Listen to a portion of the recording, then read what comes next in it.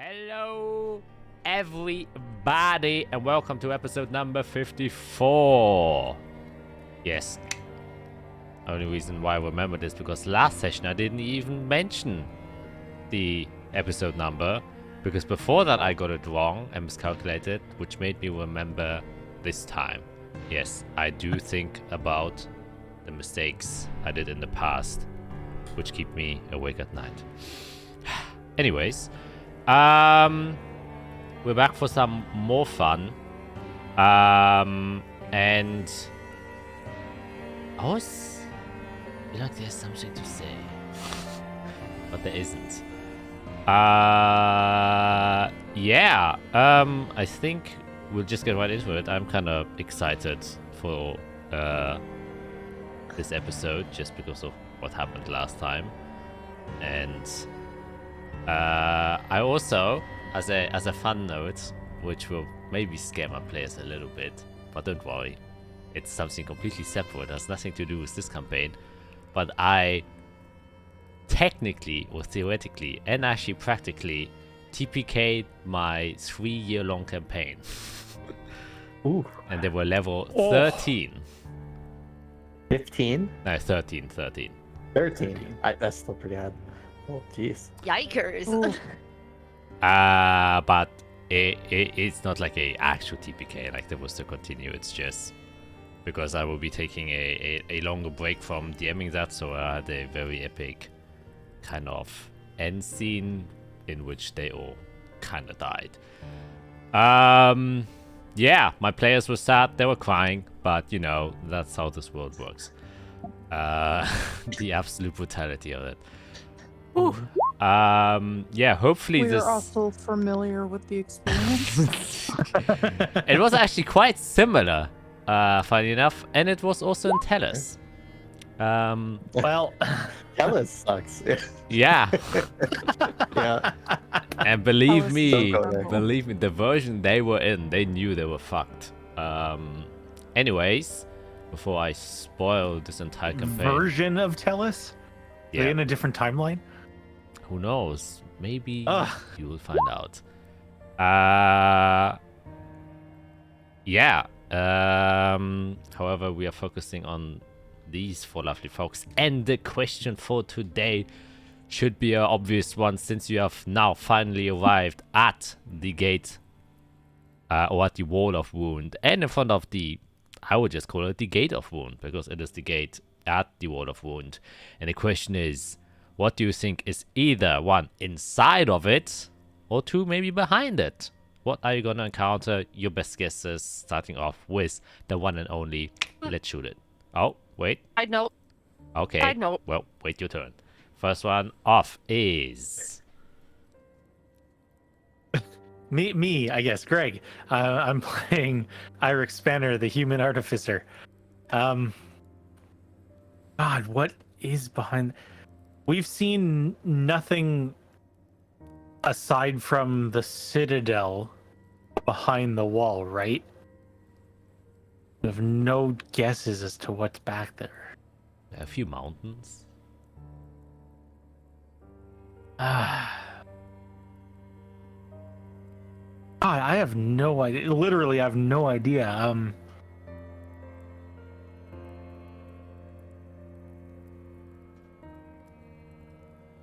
No, I swear, I've got no idea. I honestly have no idea. Fair enough.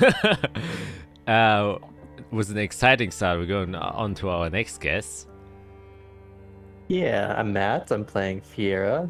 Holy person, apparently. Holy wizard. We'll see how that goes. Yeah, the only thing we know is that it probably is an area that belongs to the creators. I don't think we'll see a lot of buildings. The only thing we know is we'll probably find the spear, and we'll probably find a person that is speared, and probably some sort of holy site around it. I don't think there will be too much, though. Like, there won't be a city, there won't be a big thing, I don't know. I think it'll just be the sphere and a person. And maybe one building, that's it, though. That's it.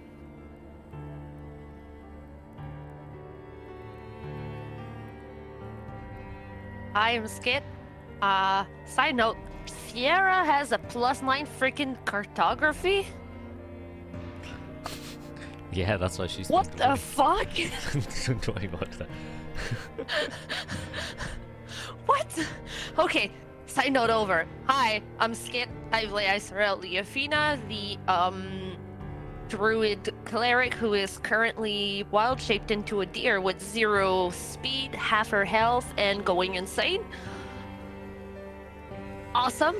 On the other side of that gate, I am leaning towards Matt's idea that we're going to find someone that is being speared. But I think it's going to be in a almost ceremonial way, like almost like there's a pedestal and that person is on, like, not necessarily a pedestal, but like look at this person being speared type of situation. Yeah, like is on the other side. Like a Jesus situation, so yes. Yeah, basically, or like Eve being speared on display here, like look at her and be like paying for her sins. Okay. Basically.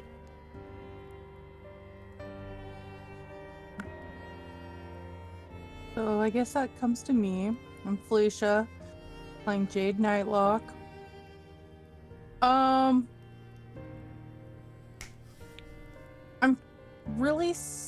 kind of on the fence. Like, I feel like there will be some sort of statement made that involves the spear. I'm not necessarily thinking that somebody's gonna be speared or anything like that.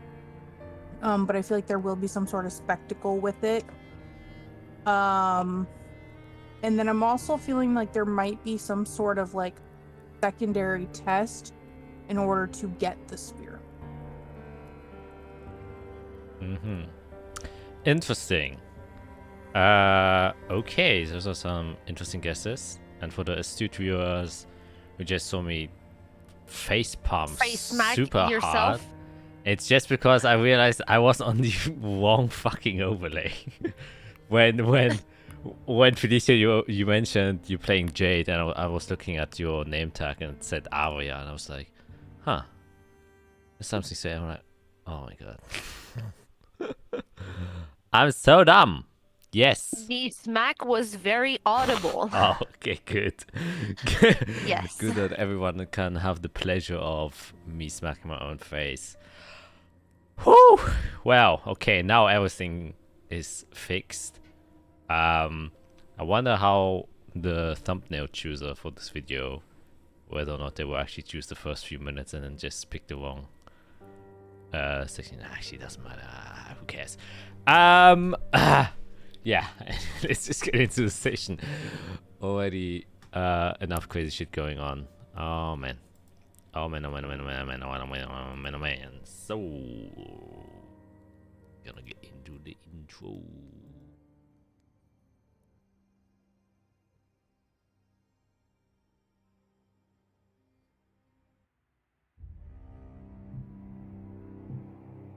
A sky that was turned over. The earth that is falling. A dark omen that spread its seeds across the world has started to grow its roots. And it would be blasphemy to deny the awakening of the terrors. Oh, what are we? But those who blind themselves in the anguish of the past. While we seek for release and salvation in the future. The premonition of the falling moon was neglected by the forgotten gods. And so the astral gate was shattered. By what beast, nobody knows. The ripples of the divine severance left the world without guidance. And those who waned their misfortune died. And those who took advantage of it killed. Endless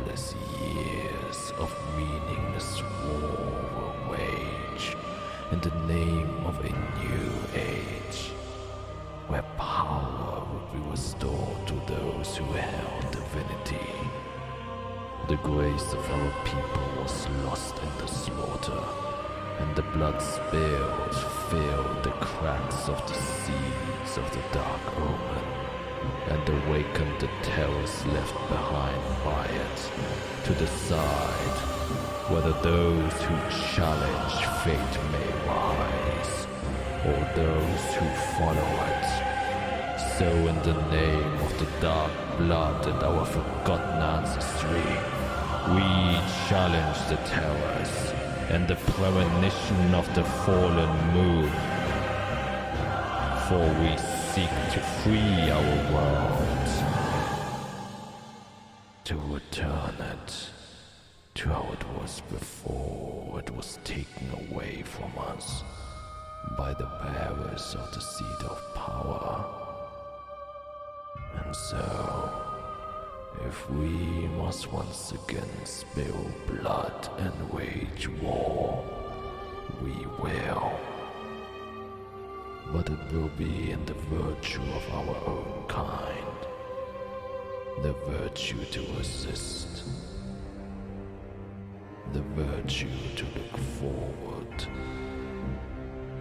and the virtue to hope.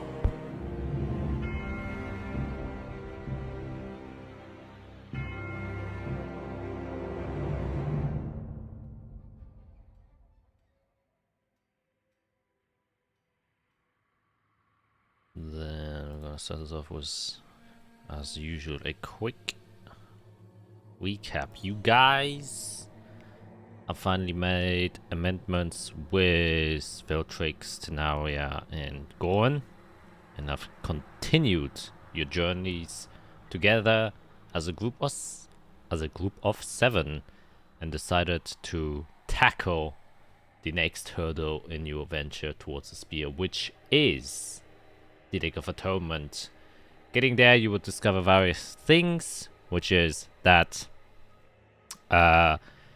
there seems to be a ever-present insanity meter that increases the longer you stay there, and that makes you go, well, insane,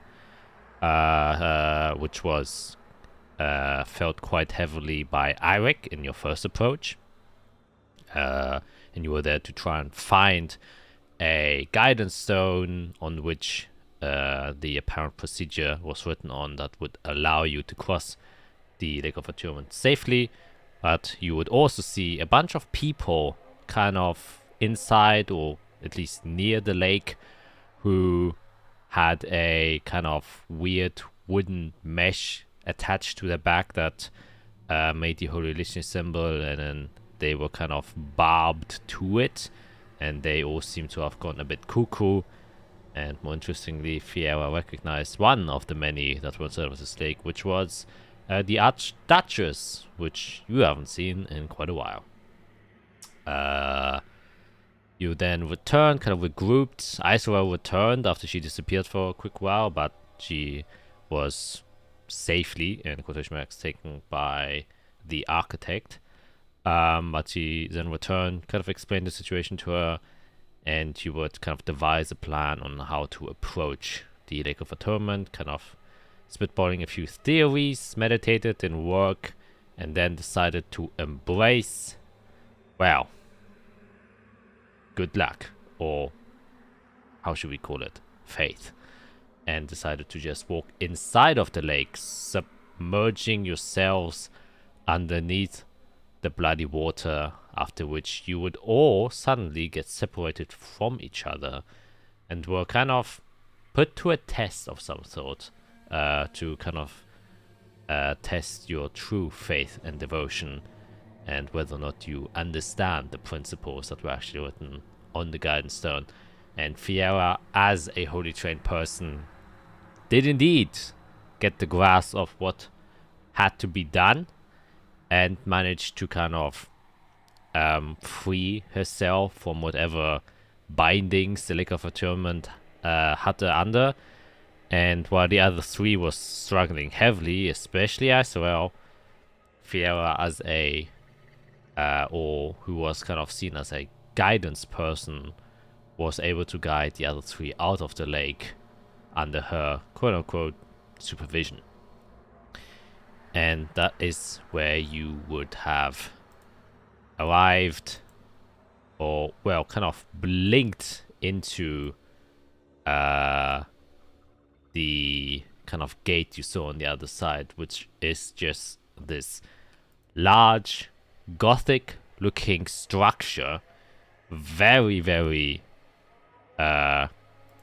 pristinely built. However, you can see that it is still subject to a lot of wear and tear. Who knows how long this structure has been standing here, but most predominantly you can see still from your bottom view the two large angelic statues that stand above it, with these two halberds crushing each other.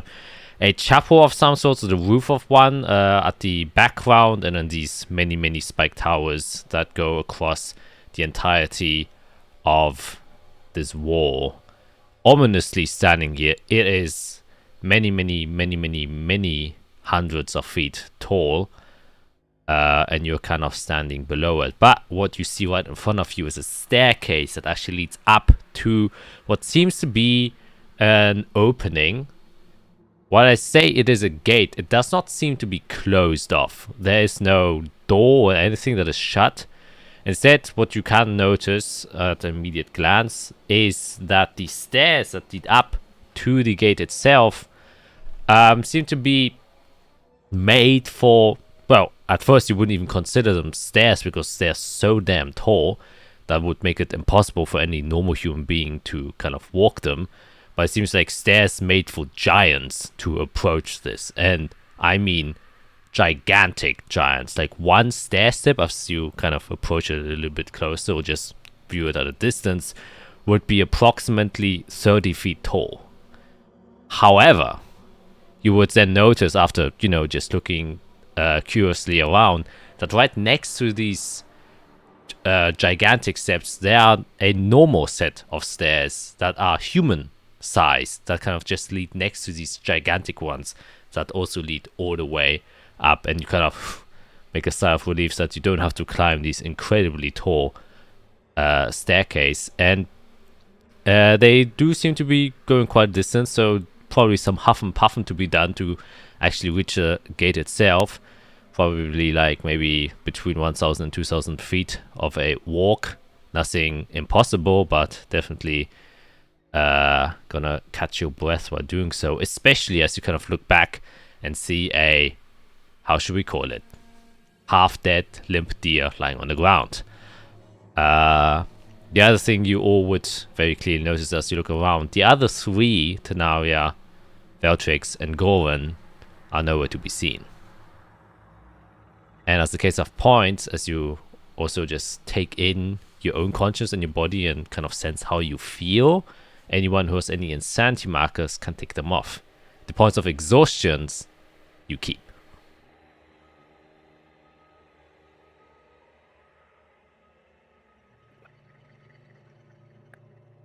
Which just basically translates to you aren't hearing any voices anymore, but you can still feel the physical effects that they kind of left behind.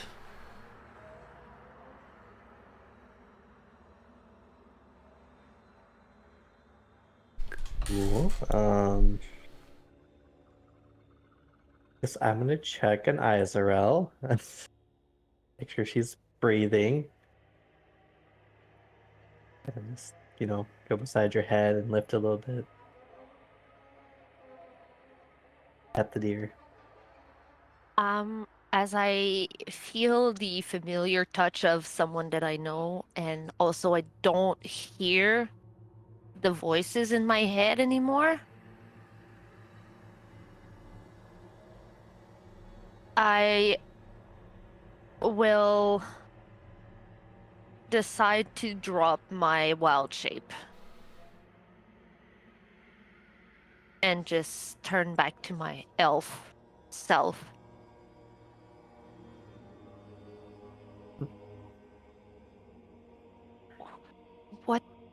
What happened?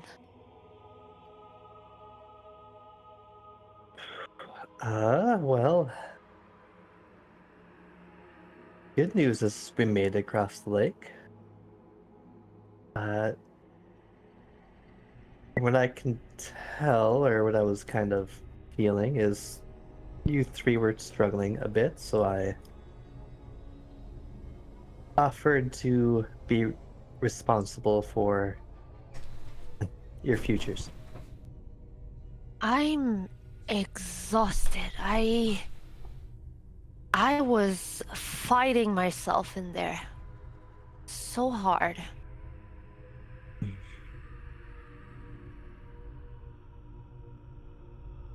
The the voices were so strong. And I'm gonna kind of look towards Eirik. Is that how you felt yesterday or whenever? Yeah. Yeah, that was basically it. I wasn't There were pretty quick moments where I was able to pick out, familiarity, but I wasn't able to talk to anybody except the voices in my head. It felt like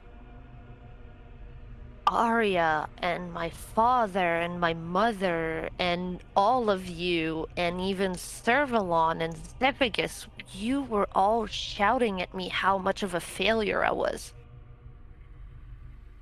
Nope. Nope. That's absolutely not true. And just how everything was my fault. I let Arya die, and then who knows, my father might be dead at this point because of me. No. Nothing outside of what is around you right now is your fault.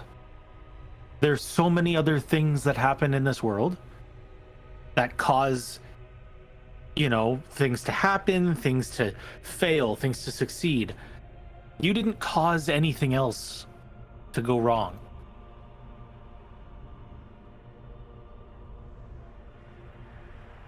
Can I take a quick nap? Oh, I, yeah, I'll kind of help, I guess, take the brunt of her weight up. Um, why don't we rest inside the door, at least a little while, because I do want to see if those other three make it as well. You mean that door? And I point all the way up the stairs. Yeah, that one. My legs can't take it. Y'all might need to help me up. I mean, I'm not the strongest, but I'm fairly strong. I can try to help carry you. Well, can you, and I look at Fiera, can you make me float? Might be easier to drag me up. I can also make a steed for you to ride.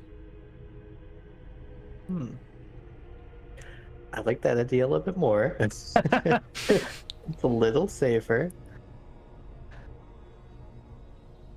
Anything that could help me, I would be grateful, because I don't think I can take another step.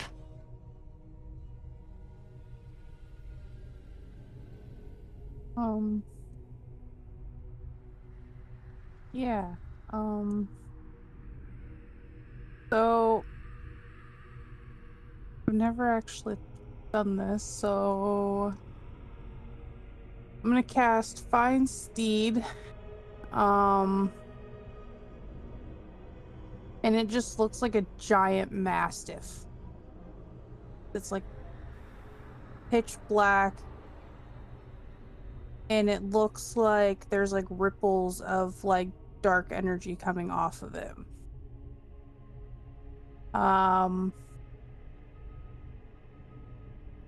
Yeah. Holy God. Ugh. Yeah, it basically just boils down to more aesthetics than anything else. Yeah. Um, When I hit cast, it automatically put it in there for once. So that caught me off guard when I heard the ping of it. yes, so kind of, or you can actually describe like how does it appear or from where does it appear. I think that would be quite interesting to know because it won't just into in front of you, right? It kind of, because I'm assuming there's like some shadows around us, like if anything. Yeah, definitely. So it just kind of like pulls from, like, you just see dark, like the shadows kind of pulling away and then just forming this giant mastiff in front of us. Yep, and it's a very elegant and majestic looking shadowy mastiff that appears right in front of you. Definitely a lot taller than any one of you guys, and it just kind of stomps around and seems to be quite friendly with Jade. Kind of just nudges its head towards you, kind of just seeking a bit of attention. Cool. And does this one have a name? It's Gus. Let's hope he lives. Yay, Gus is back. Let's hope he lives longer. Well, he can't technically die. He just kind of The other one might still be alive.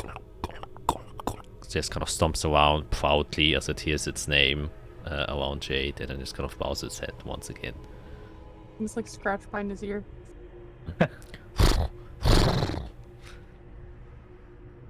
Seems pleased. And then I kind of tell him, "Can you let her ride you? She's quite weak." Kind of gallops to the side and then places its body next to Icevel's and then drops down on its knees. And then I'll help Izrael on him. Just kind of lift her limp body on top of it. Though you probably still have to stay next to her to stabilize her, since she's probably so weak she can't really hold on to a horse. Giant dog. Oh yeah. Massive is a giant dog. Oh, is it not? Oh, I was thinking of a. Is it a dog? It Yeah, is a a mastiff dog. Oh is my a type God. of dog. I I thought. just made it a Yeah. very large dog.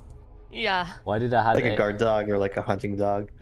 Oh my God! I had the. Oh, It's got the big drooly lips. yeah. I was thinking of a. Wow, what's those? Those huge horses. What are they called again? I forgot. Not a steed. Anyways. So my sound effects were a bit off. It was more like a. No, that's a completely different creature.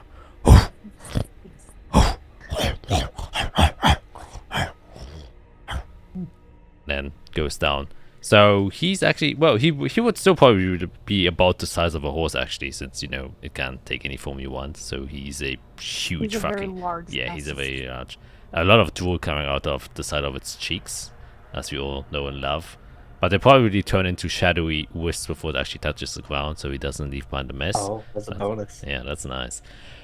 Yeah, and you can put Isorel on top of there. Yeah, dang. That looks like a one-headed Cerberus. Yep. Oh, yeah. Yeah, so what do you want to do next? Walk up the stairs? While they're getting acquainted with the Mastiff with Gus, can I just turn around and look back out towards the lake and see if, one, do we still see the lake? Are there still people in the lake? Is everything still look the same, or has anything changed? Yeah, I can make a perception check. Oh God. Oh my god. Mm. You want to look back and then you just get like a huge lake from Gus across your face. And then just covers your entire face with shadowy saliva, which is opaque, so you can't see through. And then you get distracted. You just kind of put it all off of yourself and you forget what you were trying to do. Gus.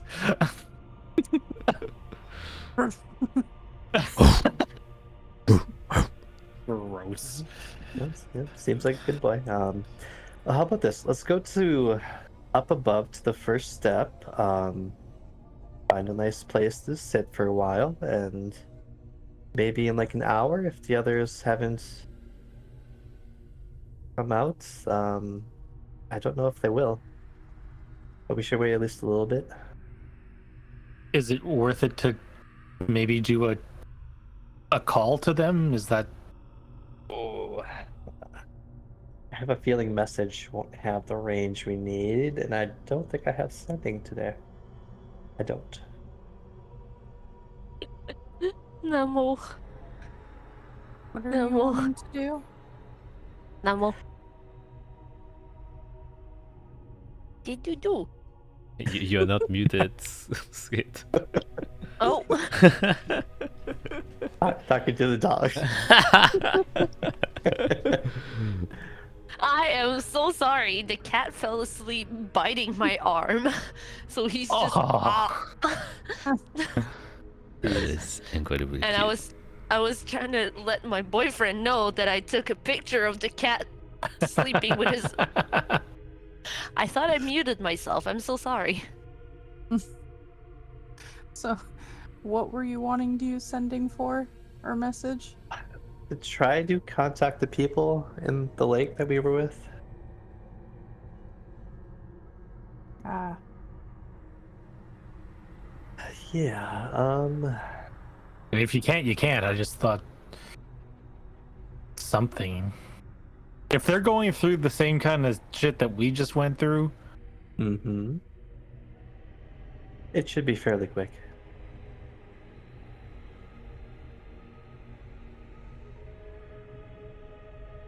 I mean, I'll be real. I didn't really think that I'd be getting out of there that quick at all.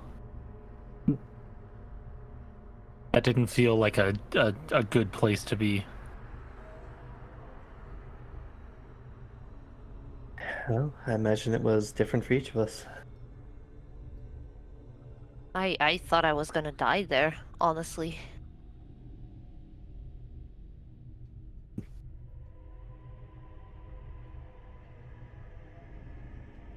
Well, I mean, good news is whoever's in charge of the lake, whatever essence or being it was, whether it's the creator or something left behind, if it is one of the angels that I've been taught, they trusted that you all have the potential to go on the right path. So The path that's good. does that mean you're a divine person now?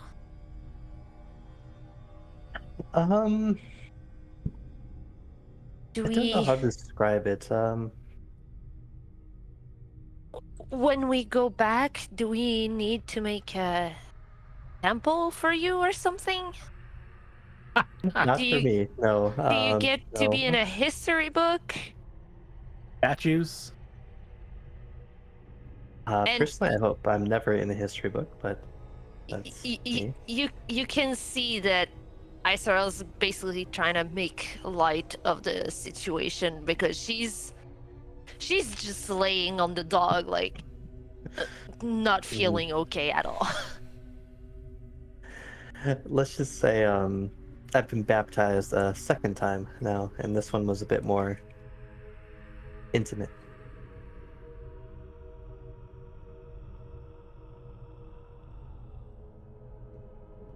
But they trusted me with you all, so here we are. I was gonna say it's good that one of us at least got some benefit out of that.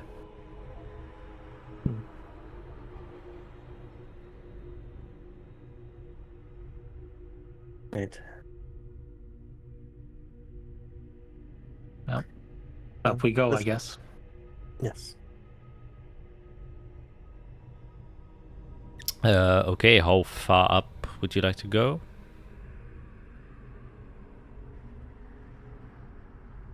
let's go like 300 feet and then like take a break. I think Fio's gonna struggle with these stairs. Okie dokie. So you kind of start trudging up these stairs, you know, one step after the other. And, you know, you're already dreading how your quads and calves are gonna feel after a while. However, surprisingly enough, doesn't feel that difficult. These are very smoothly cut stairs, perfect size to walk on. They all seem to be evenly spaced, not those weird fucking asymmetric ass stairs that exist in some places. What the fuck do you do them? But perfectly geometrically shaped to fit your needs, your feet needs. And as you kind of walk up the first 60 feet of the stairs and you look back, you can see, you know, you've gone quite a distance and you kind of reach about the second big step next to you.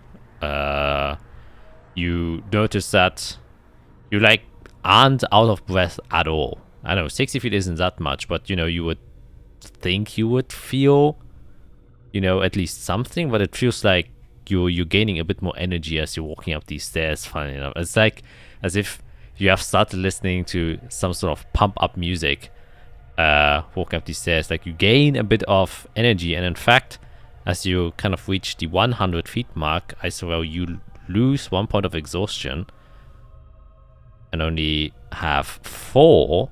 As you continue walking up these steps, you gain more and more vitality back. It's almost as if these stairs want you to walk on them. It's like, yeah, hell yeah, walk on us. You will gain great speed. You will gain great health benefits by doing so, in the most literal sense. And as you get to the 200 feet, you lose another point of exhaustion ISOL. At the 300 feet, you will lose another one. And you all can just feel this vitality kind of surging towards you. And you feel a very strong urge almost to not stop walking just because it feels so good. I don't know if any of you ever experienced, I for sure haven't, like runner's high. It's when you run a long distance, your mind is kind of just gets in the state where it just wants to keep running. It's similar to that, just not nearly as exhausting, if you get what I'm saying. It happens on a bike too. Oh. I guess any cardio exercise that has the potential for that to happen. But yeah, that is kind of the feeling that you get. So, but you get to about 300 feet up, and as well, you have lost 3 points of your total exhaustion. None of us are exhausted anymore. I still have 2 points of exhaustion, but I mean, at least I am at half speed, and yeah, it's better than nothing. You could still do things. Yeah, I can walk a little bit, and I can attack and do saving throws without failing miserably. So, because if we lose a level, then that would get rid of my. Yep. Yeah. Oh, level yeah. of It's exhaustion. not just Icefield, but everyone who has points of exhaustion would lose those during the procedure.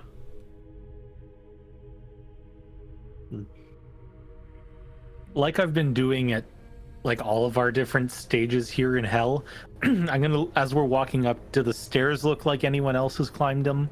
Like, are there footprints, or is there like dust that seems to be moved or anything?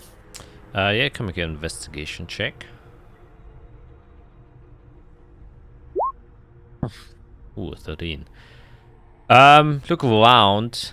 They seem extremely clean. There are few points where you can see that some sort of erosion has kind of made them a bit, you know, not as clean as if they were like recently built. Like there's some decay of time noticeable on some of these. However, in general, it's almost impossible to tell if someone has used stone steps before, because they don't leave behind any marks. Like you're looking for any maybe prints of dust, or someone with muddy shoes went on top of here. But as far as that is concerned, other than the kind of signs of, just age. There are no signs of any sort of dust activity or dirt activity here. And as you look behind, you aren't leaving behind a trail either. It seems like these stairs just stay pristinely clean all the time. And the only thing that is affecting these stairs seems to be either time, or maybe someone actually tried to break these stairs and left behind these dents. So it's hard to tell, but it doesn't look like it.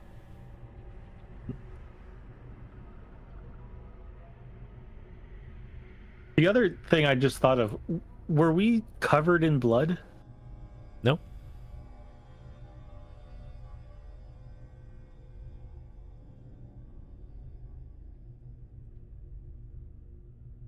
All right. Nice to be clean.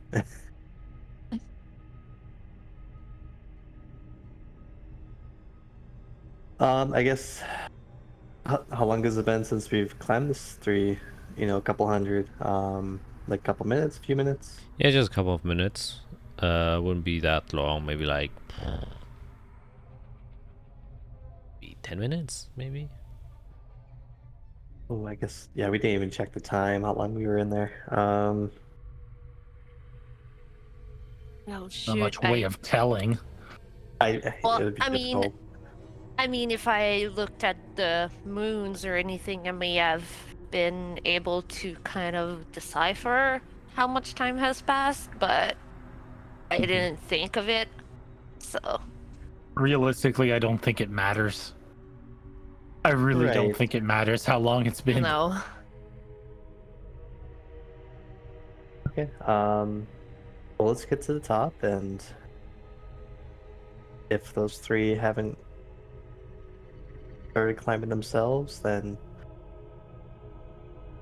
I don't know. We might have to go on without them. None of them were of particularly religious belief, were they? I don't think so. It would have been a tough trial for them.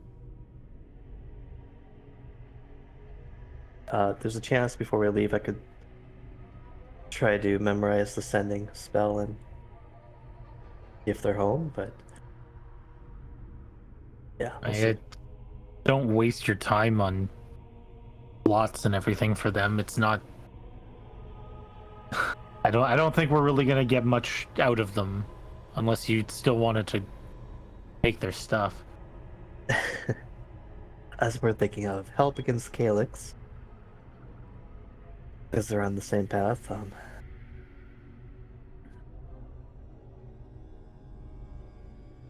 Well, let's get to the top first.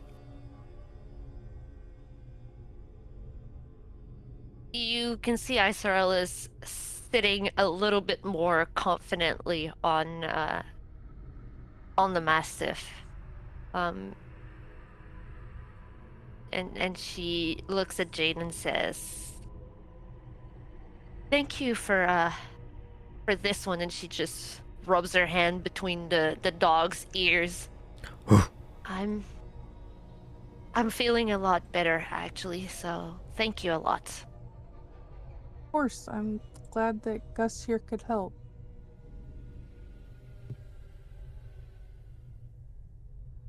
And Sierra, thank you Yeah. for pulling us out of there. It felt right. Honestly, I don't think I can do this without you all. I think I can do a lot, but It means a lot. To me, at least. well, I guess I don't plan to give up on you all. So please don't give up on yourselves. I know that lake was a lot. I know the trial was a lot. But doing all this is like giving yourself a second chance. Or a third chance. And if the creators give you that chance, then You're definitely all worth quite a bit.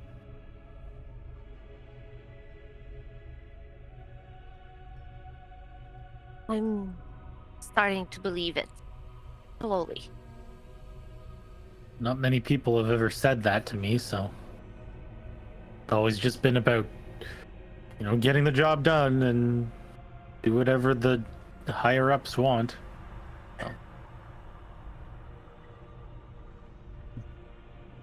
Sorel's gonna kind of flick Eric's ear and be like, "Don't say that. I've been telling you for, what, 3 Vosses now that you're worth it." Yeah, I know.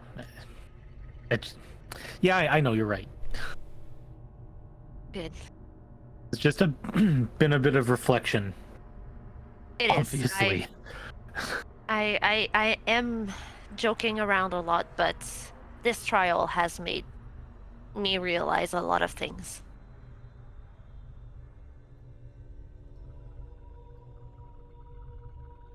Oh, good.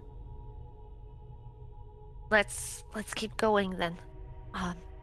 And if you don't mind, Jade, I think I'll stay up here a little longer. That's fine. He's around until I say he's not, or he takes too much damage. Oh.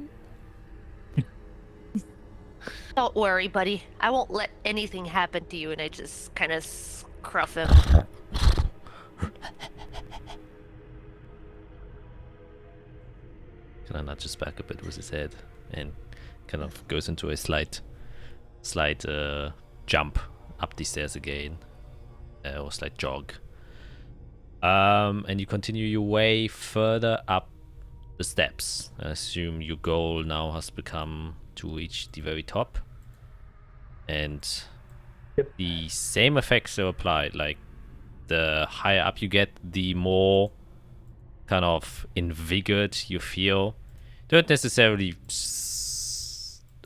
change much mentally. Like, you don't feel more proud, I guess, or invigorated in that sense. It's just that your body is kind of brought to a next level.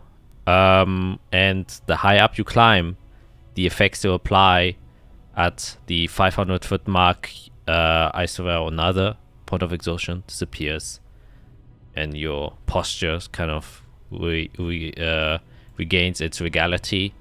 And at the 600 and 700 feet mark, your last point of exhaustion also disappears.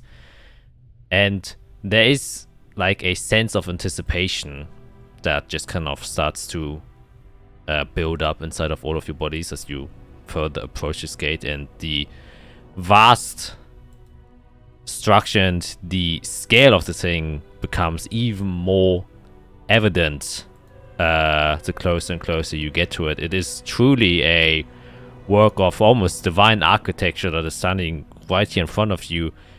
Fiera, none of the Holy Legionist buildings would hold up against this divine structure. Even the main citadel in Barashiel, which is the capital of the Holy Legionnaires, can't compare to the magnificence that is just this gate of this wall.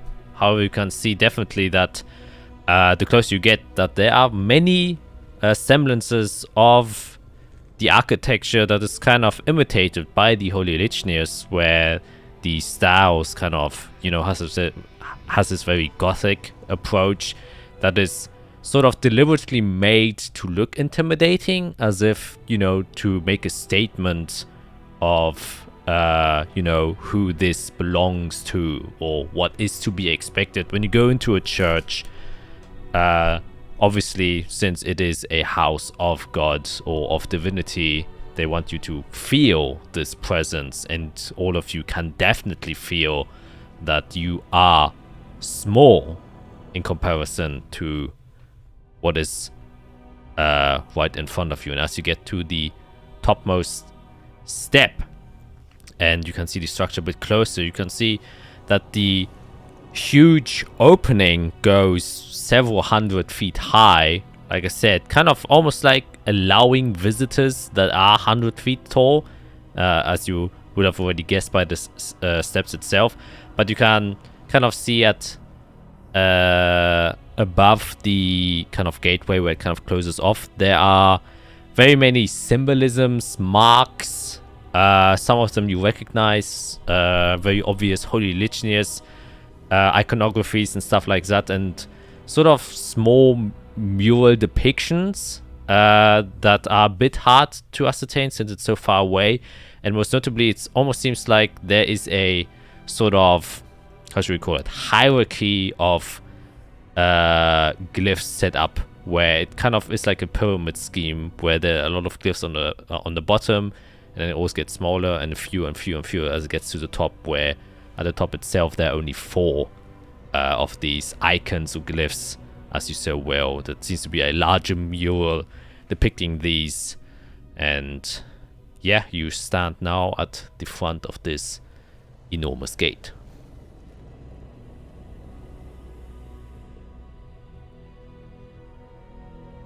And it's closed, I assume? Oh no, it's just it's an open. open Okay. space. There's no door, there's nothing. It's just an open walkway. And the glyphs, are they atop? Is that why they're hard to see? Yeah, exactly. They're very high atop. Do you all mind if I go for a quick blight? I kind of want a closer look. Or if anyone wants to come with.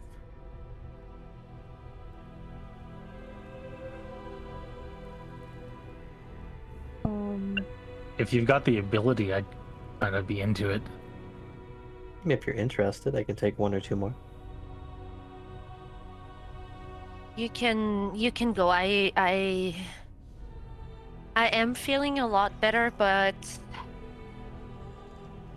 I would rather stay down here for now. Yeah, I think I'm gonna stay too.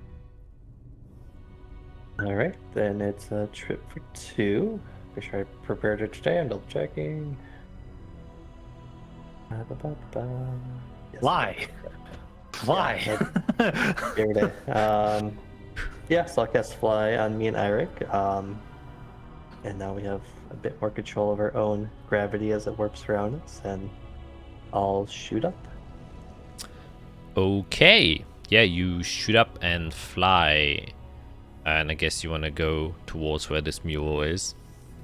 Yeah, get a better look. Try to understand what it's depicting. Yeah, as you kind of fly up, you can see this huge spread. It kind of looks like it is segmented into 4 parts. It looks like, you know what a probability table looks like?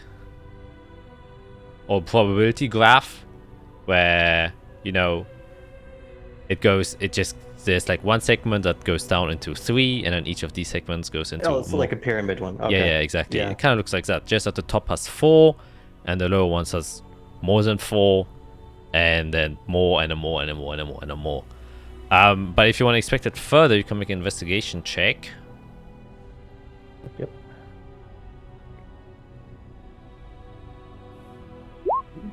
Dang, 24. Yeah, you're looking at these, and you notice that it's like these glyphs are a specific type of scripture, you realize. Okay. And that written on top of these aren't just like some sort of symbols, but they are actually names that are kind of put into a hierarchical order, kind of depicting something. And I will check. I do not think. Oh, actually, yes, you would. You can make a. It was just a straight intelligence check, but you have advantage. Okay. Intelligence. 18. That's pretty 18. good. Yeah, that's pretty good. You notice that the scriptures, now that you look at them a little bit closer and you identify that it's actually a language, it seems to be a mixture between celestial and primordial. It's like a kind of mixed language. And from your, just knowledge of looking at or having studied a lot of language, it seems like this was presumably the kind of first language from which later celestial and primordial came from.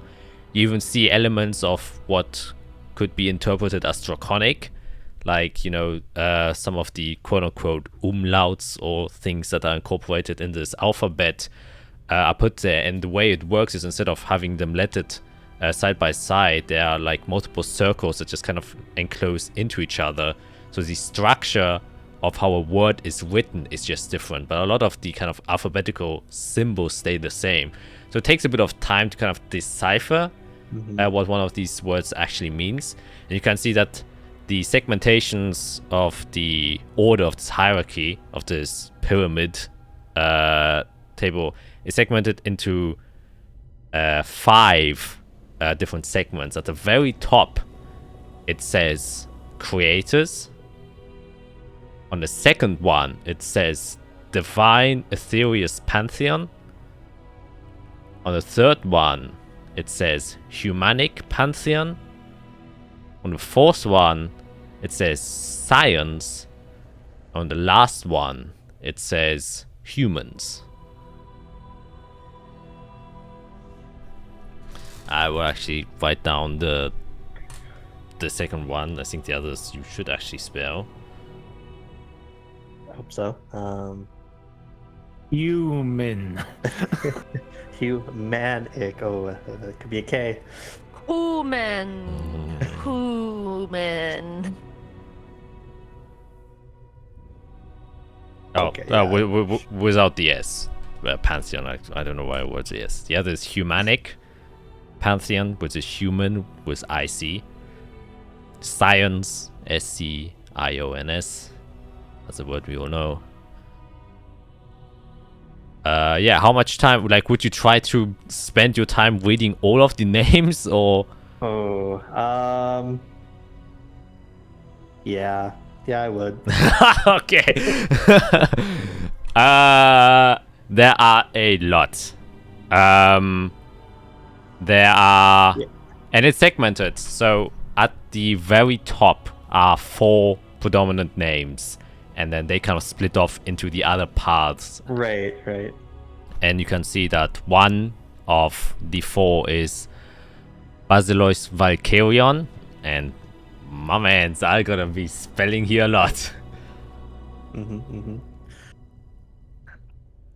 Then yeah, I guess as you see me kind of work, Eirik, you do hear me mumble some of this, and this origins from here, because this is archaeology and linguistics, which Fear is all about. So she's in work mode. She's completely forgot about you floating behind her. That's okay. I'm rambling on like a crazy researcher. I came up just to make sure nothing was happening to you while you were up here. I didn't want you to somehow suddenly start going insane and being pulled into the wall or something. I don't know. I'm just keeping my eye on you. Eirik is playing bodyguard. Yeah. Basically. Fear never gets in trouble. No, never. Not flying in front of a divine gate that leads to a divine just find a sphere. hole in the wall. She just disappears. Okay. Forever gone. Well, that just happens. Back here. Tiara is not Kai, but also It kinda is. The curiosity level are definitely the same. But one has the smarts, the other one definitely neglected. didn't. No, Well, not too very much. different smarts. Yeah, so the next name on the order of the 4 is Calix Deus Ex Lichnius. The Yes. other one is Primus Artifacts. And the 4th and final one is Lady Cresser. And these are the names. It was actually kind of simple. Okay. Have I heard of any of these in any of my teachings? You can make a history check. Or Ooh, I don't think it matters too much. I'm not going to kernel shift that one. Well, other than the very obvious word that jumps out to you, the rest, no, not really. Other than Lichnius, which, you know, Holy Lichnius, you all have heard of this one. The rest don't even ring slightly of a bell. Right. Yeah. Do you wanna know all of the other? I do. If you want to just copy and paste and send it in Discord, you can. Yeah, Or you can it's tell me like at the end of the session too, because I don't know how much I'll be able to it's. hard study these. I think it's accumulatively probably maybe 100. Oh boy. Well, I can. Uh-huh. What I can say is, or what I will give you, because you know the Divine Aetherius Pantheon is like the next tier, and then the one beneath Basilisk Valkyrion has 1, 2, 3, 4, 5, 6, 7 names.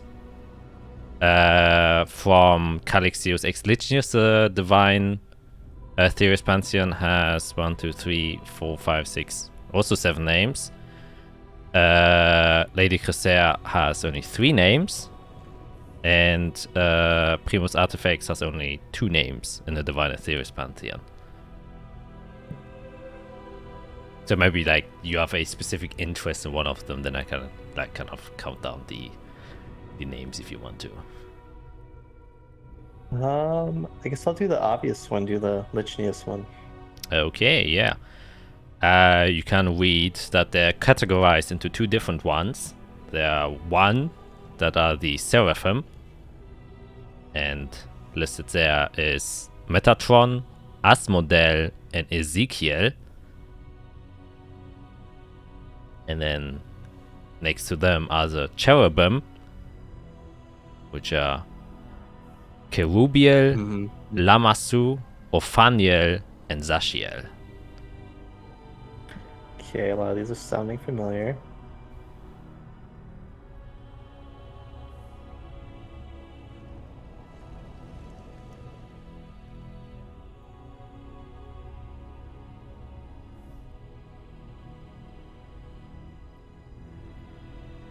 Okay.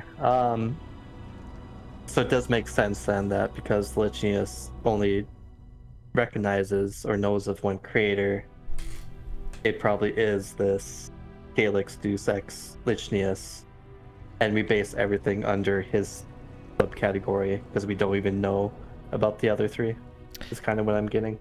Yeah, and actually, I would also just give it to you since you would actually be probably reading it. Is if you look below, the Humanic Pantheon actually has 4 very recognizable names: Michael, Gabriel, Uriel, and Raphael. However, next to them, there's also Joel, Seraphiel, Raguel, Remiel, and Matriel. So there's actually a total of 1, 2, 3, 4, 5, 6, 7, 8, 9 archangels instead of just the 4 that are accounted in the Holy Lichnius. Oh, this is even incomplete.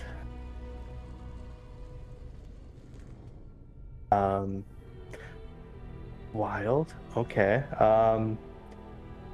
And Okay, can I say that I just write these yeah, down? yeah, I can send it to you. And Okay. just to kind of finish and complete the list, beneath them, the Scions are the 20 angels you are familiar with.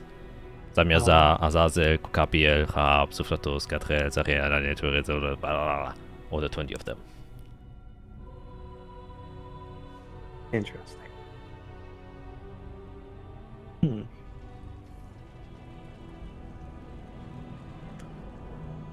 Okay. Yeah, I will do my best to take all that in. Actually, I will let you do another investigation check. Just to kind of... Sure. Yeah, Fiora's trying not to miss anything. Yeah. Oof. And because of that, she will speed herself up as she's probably getting to the end of fly with the coronal shift. Yeah. Uh-huh. A bit stressed there. Much better. A little bit better. 28. Holy shit. A little bit better. But now I'm Um, just speeding around with like super flight. Yeah. Another noticeable name is under the Divine Ethereus Pantheon from Basilos Valkyrion is Vitalios, a name you have heard before. A other name that you're very familiar with because of your druid friend is underneath the Divine Ethereus Pantheon of Lady Cresser is Servalon. Underneath the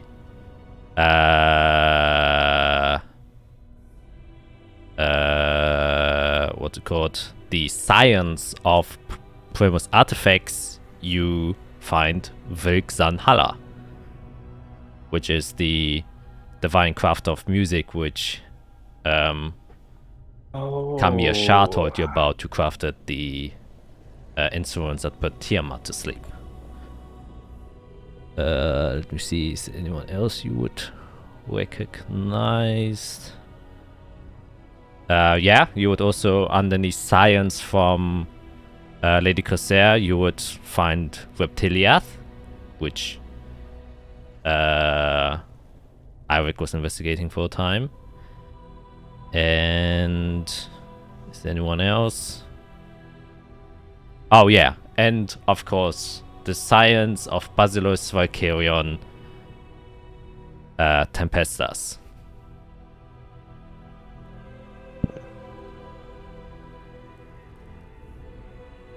And underneath the Humanic Pantheon, you would find Tiamat. Oh, okay. And you would also find underneath the Humanic Pantheon Bel. Oh, yeah. Oh, right, that guy. Yeah, luckily we didn't meet them.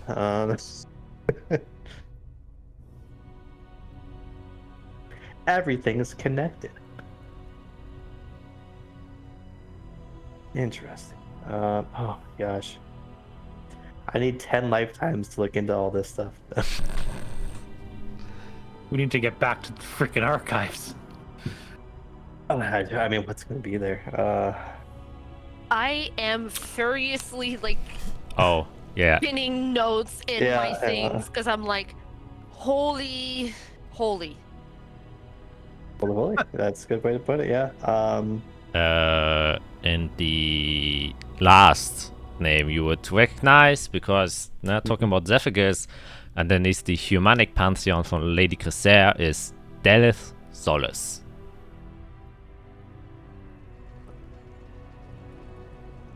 That's the mage place, the wizard place. It's the city. The city The of... city where the archives are. Where the archives Oh, the city where the are. archives are. Okay.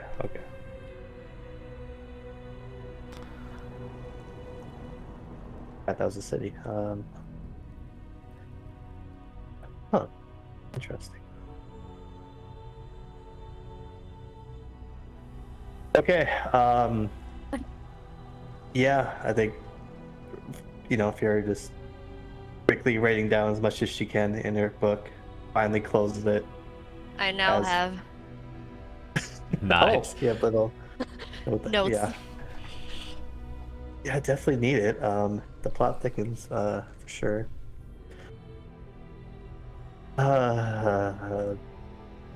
Okay. Oh god, I need a day off so I can work on this. And, Day offs are for people back in Azathia. and Right.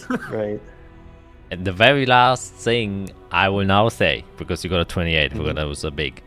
At the humans thing, you then quickly realize, as you probably on your flight down, you probably were more interested in the gods, and as you get to the humans, you also know that there are a few kind of names or nomenclatures where you can see underneath Lady Cresser, it says, got elves, tabaxi, all kind of what you would consider fey beings, or races that belong to that. Underneath the Calexius ex Lichnius, there are, oh god, what is the name? First of all, human. Second of all, god, what are they called again? Astomar. That's actually it. Underneath Basileus Valkyrion, there are Dragonborn, Tiefling, and the others I kind of forgot. Underneath Primus Artifacts, there are dwarves, gnomes, and the others I also kind of forgot. But you see a very general categorization in which they were kind of Other put. races. Yeah. Interesting. So I could probably put together possibly that the creators created these specific races themselves rather than one of them creating all of them. Yeah, it could be. Possibly. Yeah, interpreted that way, that they created these races.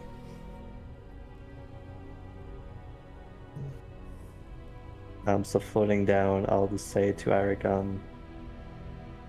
you might want to remember the name of Valkyrian. You got it. Just if you ever see it ever again. It looks like that, and I point at just probably a wildly weird glyph with just ridiculous circles and umlauts and Yep, it looks that kind of thing. crazy. Yeah.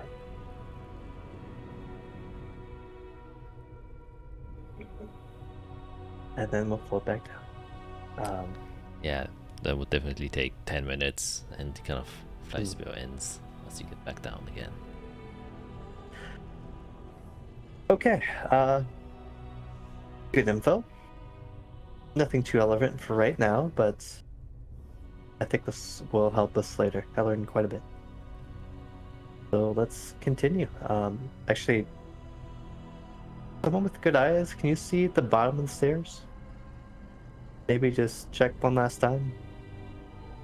Yeah, I look at Jade. Let's have a good look. Yep, can make perception checks.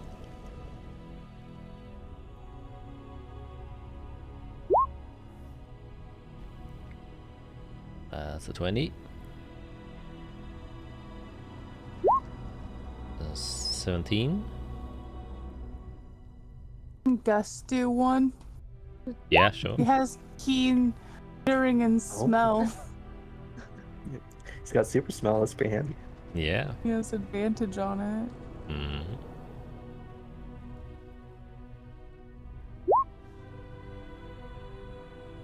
Can't let me only roll it once.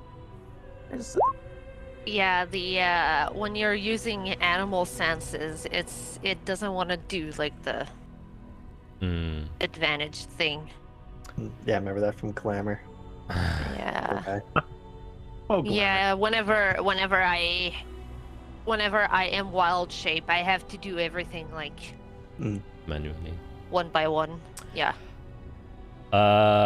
Yeah, so I saw with a clear vision of your orb, probably because he feels just energetic having regained his senses.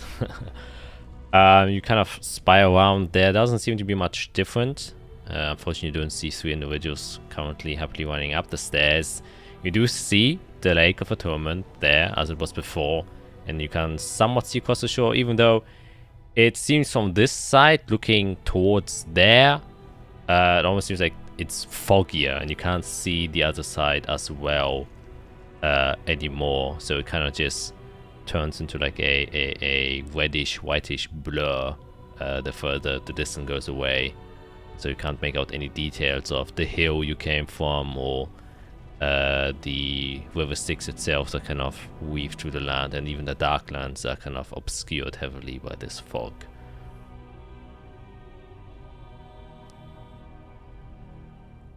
I can't see anything interesting. Hmm. We may have lost them. It's possible, but it was their choice to continue. Right.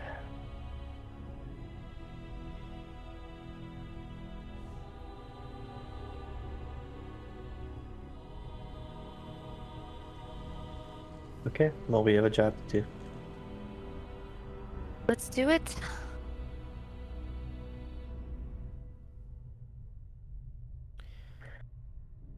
Okay, so I presume you then continue your march inwards.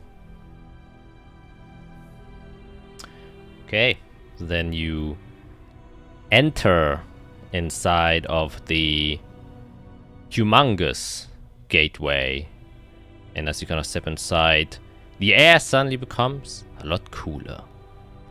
Any afflictions of any sorts that you would have, any more exhaustions, which I think you all have been cured now, would disappear at this point. If anyone has lost any HP for any reasons, you would be at full HP right now as you kind of walk through, and once again this like burst of vitality just hits you, and once again you are just through the sheer presence of the structure reminded of the holiness that exists in this place in a very spiritual level. Like you feel almost like a divine presence is kind of pressing down on you, but not in a hostile or oppressive sense. It's just the awareness of what you're stepping into is kind of making your mind just automatically feel that way, even though there might also be some supernatural presence kind of also be responsible for this feeling.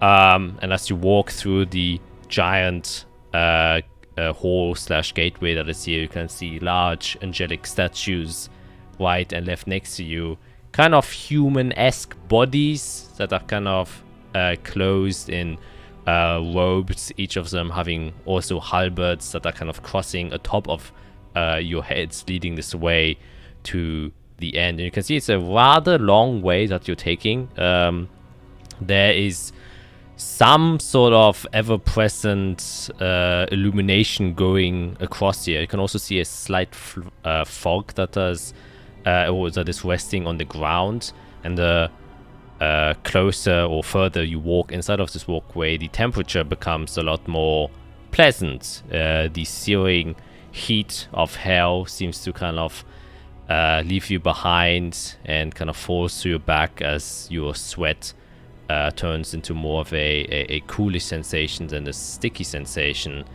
And as you kind of traverse through these halls, it's almost like you lose your grasp of time.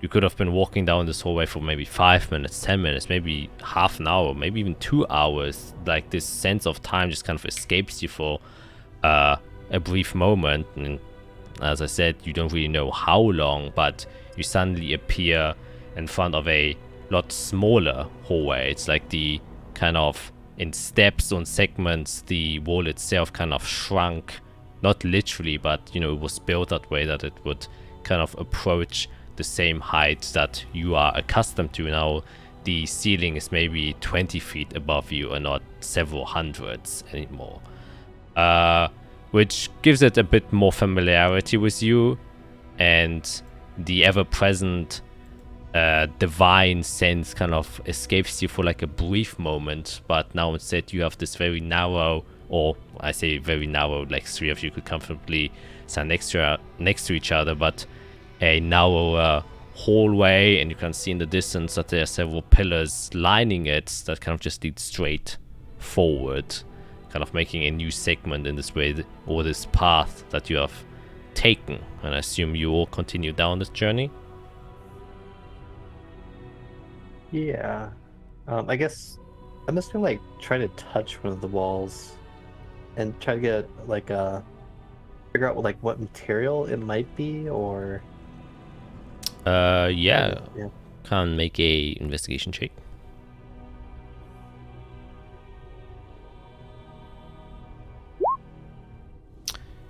Yeah, you're kind of looking at it closely. You touch it, it's extremely smooth to the touch. Reminds you a lot of marble. Most of it is in this very dark red tint. And the insides also have a similar pattern to marble. And from a first glance, it would seem like it is marble, but you kind of just take a sniff, and there's still a very strong, and that's the only thing that has stayed consistently. Like the temperature's changed, your feelings just getting a bit better, but one thing that hasn't changed is the scent, and it still smells a lot like iron. And you gain that this is like maybe like super dense, compressed, cool blood, and as you touch it, it is quite cool to the touch, and very, very, very sturdy. So maybe part of the coolness that's coming from here is that this structure is built out of frozen blood. I will keep that myself. Wild. Okay. Yep, I would go. Okay. You continue your walk onwards. After a short while, you would all kind of see, like, you're still walking down this hallway. There are like pillars set to the sides. And occasionally it kind of breaks off into like two wings. And if you look down each of these wings, there just seem to be a room with two statues next to each other, and actually a small pool of clear water, funnily enough. Other than that, they seem to be empty, and as you continue downwards, at some point, what would grab all of your attentions quite quickly is that you hear the echo of what seems to be a voice. But a normal human voice. As if people are kind of like whispering, or that like just having small talk to each other. But as soon as you get to a certain distance and you hear it, it stops.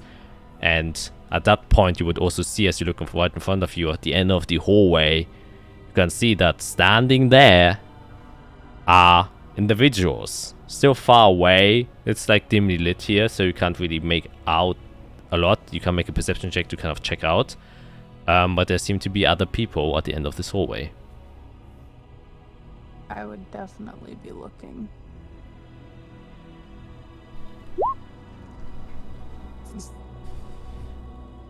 Okay, that's a 21 from Eric and 9 from Jade. Hold on. Here. I don't like the way my rolls are looking already. 21. So Eric and Icewell, you kind of immediately come to a halt. Quite heavily, I would say, as you recognize not necessarily who these individuals are, but what they are wearing, as you recognize platinum armor and swords, as crusaders seem to be standing there. And more noticeably, in front of them, there seem to be 4 armed crusaders kind of just standing there. And in front of them is like this half-naked guy, who seems to be giving off a little bit of radiant energy. But what catches your attention a little bit more is that he has like these 2 kind of broken off wings on his backs, and where the ends almost like as if they have been cut off with a bit of blood on the sides.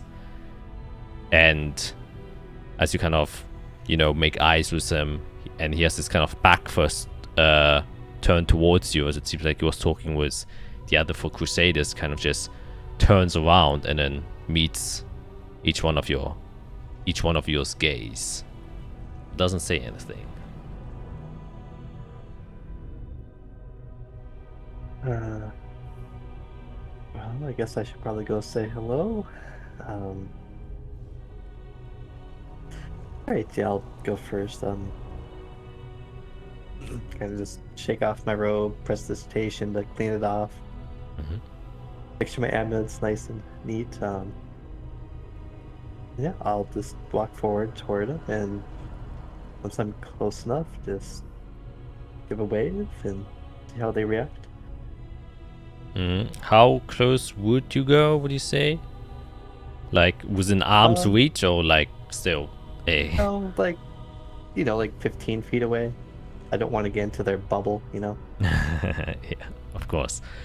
Yeah, kind of get closer, and the one kind of half-naked individual also takes like one step a little bit away from the group itself as you kind of approach them.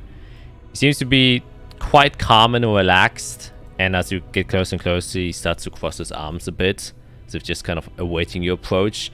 As you get closer, and he kind of eyes you up and down, cocks his head a bit. Seems like a expression of confusion. As you get into kind of comfortable, audible range, you hear him say, "So, who has sent you?"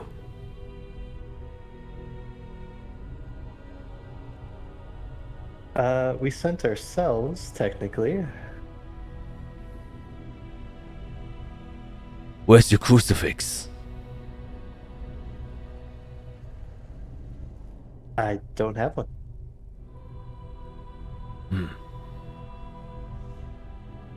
Then why are you here? At this specific area, well, we're on a journey, and it seems to get there. We had to go through the lake, the wall, to the stairs. We're trying to get to the Spirit of Avernus.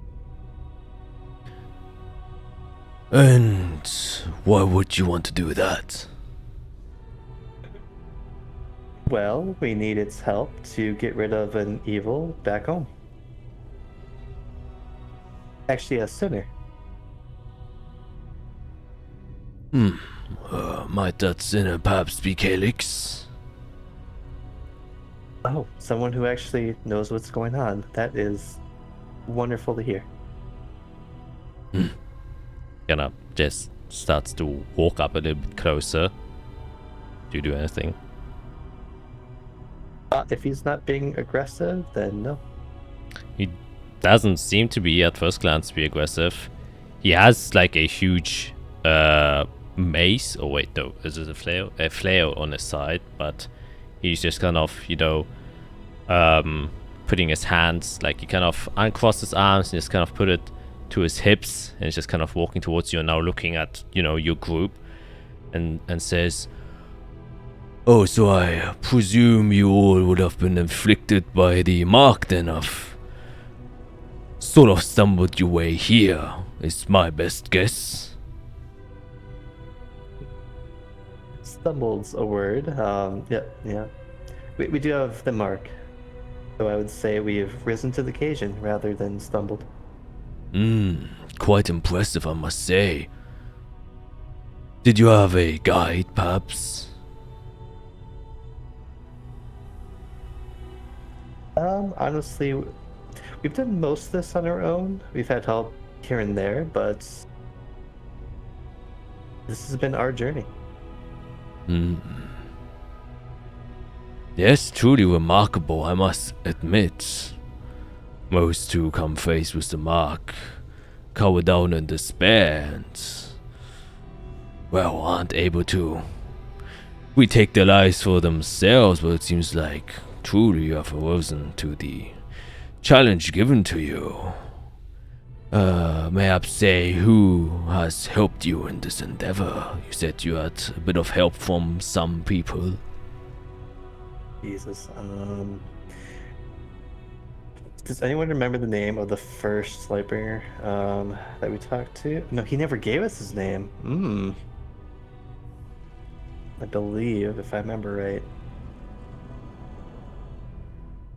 Well, how about we start with introductions? I'm Fiera. This is Jade, Azarel, and Eirik.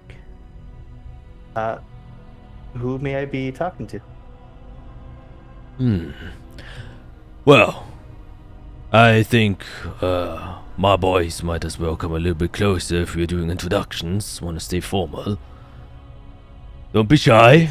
And he kind of just looks back to the 4 other Crusaders and just kind of ushers them in a bit closer, and they kind of, they still seem to be a bit awkward, I guess, or they in every a kind of their body posture are a bit tense, and you don't know if it's just because they're trained soldiers and that's just how they've been trained, but they kind of keep their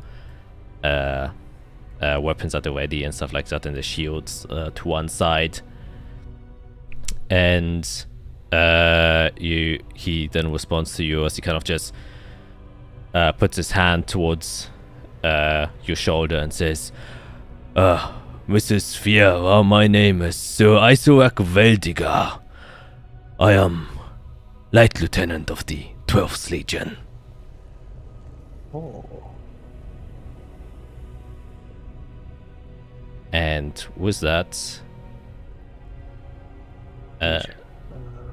he...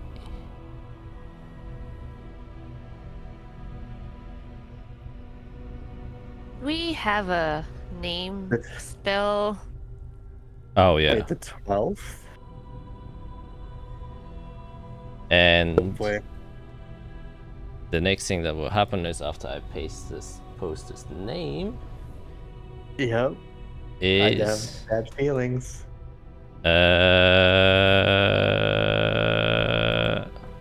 would a 26 hit you? Yep.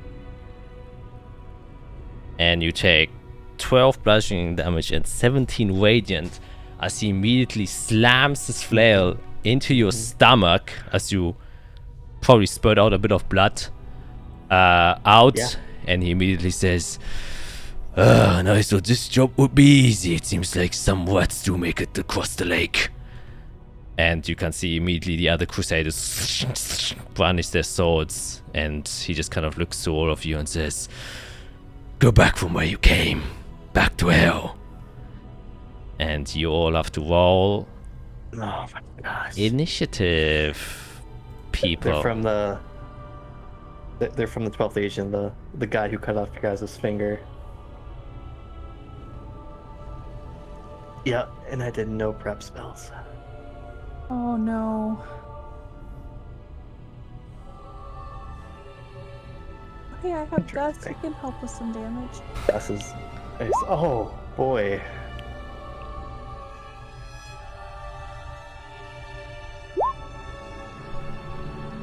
I see some people have not clicked the token, it seems like.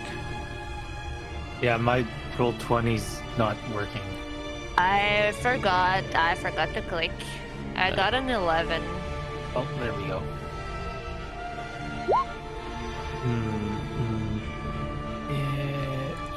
Oh, Eirik, please roll. Oh boy. Okay. Okay, dokie. Then I saw at humanity. Sorry. That's okay. That happens. And then I guess I have to put in a Mastiff. Is there a Mastiff token? Yes, there is even a Shadow Mastiff. Oh, that's nice. I used the Shadow Mastiff stat block I think. because I didn't know that was a thing until I saw it. No, I think it's a bit too strong. Oh wait. Wait, actually, I'm looking at the Shadow Massive Alpha. Oh no, they're the same. Well, unfortunately not. But Dang it. maybe. It looks like one. Yeah, It it definitely looks like one. It is. You know what? I will make it bigger because technically it can be a thing, and I will let you control it. How much HP does it have? Not very much. 5. Okay. And its AC's 12. Listen. Boom. So there it is. And now I Okay. will have to roll initiative for I do the... need to know, has it been an hour since the first spell I have on me? Has it been an hour since we've entered the lake? Since we like submerged into the lake? Oh, oh yeah, definitely. Okay. And then for the Crusaders. Phew! Oh, Dang. boy. This people is gonna I be am tough. nervous. Yeah, I'm scared.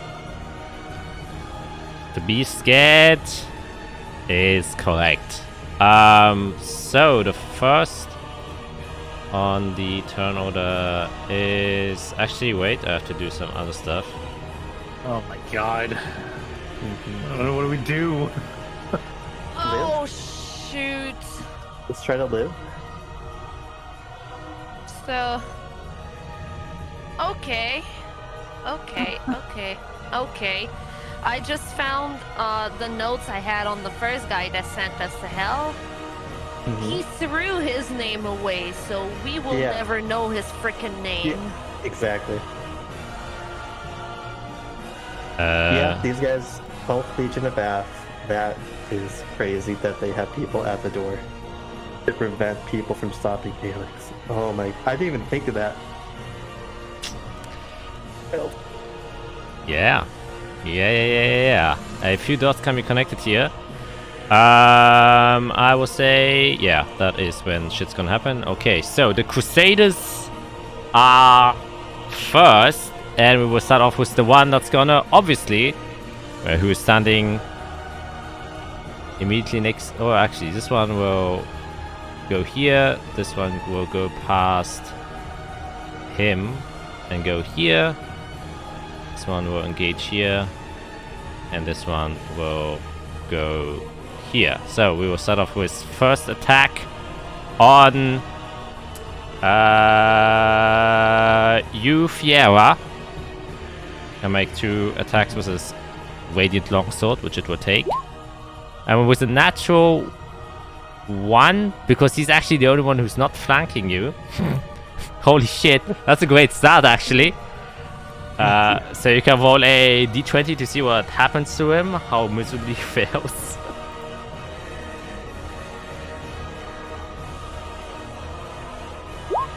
A 7. You get a free grapple check on him as he kind of swings wildly away. If you Okay. if you want to do it. No. Okay, that's fine. And he good. swings again with his Radiant Longsword. And with a 12! I don't have mage armor, but I will throw up at my shield. Very nice.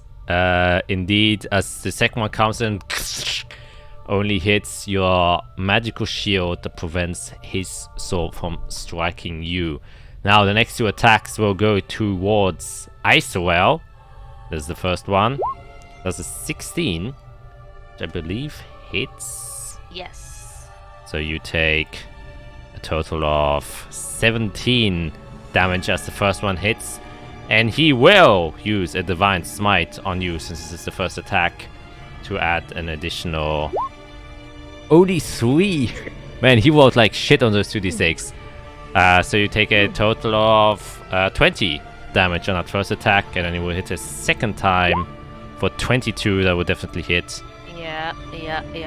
making that 11 for additional 11, ending its turn there. The next attack will, I will actually give these Crusaders different colors. I noticed I gave them all the same color just so we can differentiate. And let's give this a red one. So that was the blue one that was attacking you. The green one will attack Eirik, coming in with 2 swings. The 14, I believe, doesn't hit. That misses. And then the second one was a 21 will hit. Unless you want to use the shield. I am gonna use my shield. Okay, see then what's going on. Yeah, won't hit, so hits. But you put up your shield, allowing you to kind of put away the hit, and then 2 attacks against you, Jade. A 15 will not hit. Nope. And a 22 will hit. Making that a 14, and it will also use its Divine Smite. Adding a 5 extra damage, making that a total of 19. I'm gonna use my reaction. To Hellish Rebuke at the one that just damaged me. Okay, the orange one, so he has to make a dexterity saving throw. Yes. It was a 17, I believe he makes it. No, my save is 18. Oh shit, oh yeah, you have a 20 in your charisma. So yeah, Yes. he takes full damage on that then. He takes 4d10. Nice, 4d10. Holy shit, that was some good fucking rolls. Jesus Christ. Yikes. Man. Don't touch me. Yeah, he kind of hits you, and you just kind of rebuke and rage as these kind of black flames hit him out. And though he's wearing this splendid platinum armor, it just kind of goes through it and incinerates parts of him. That ends their turn, bringing us to Eirik. Oh my lord. What do we do? What happened? What do we...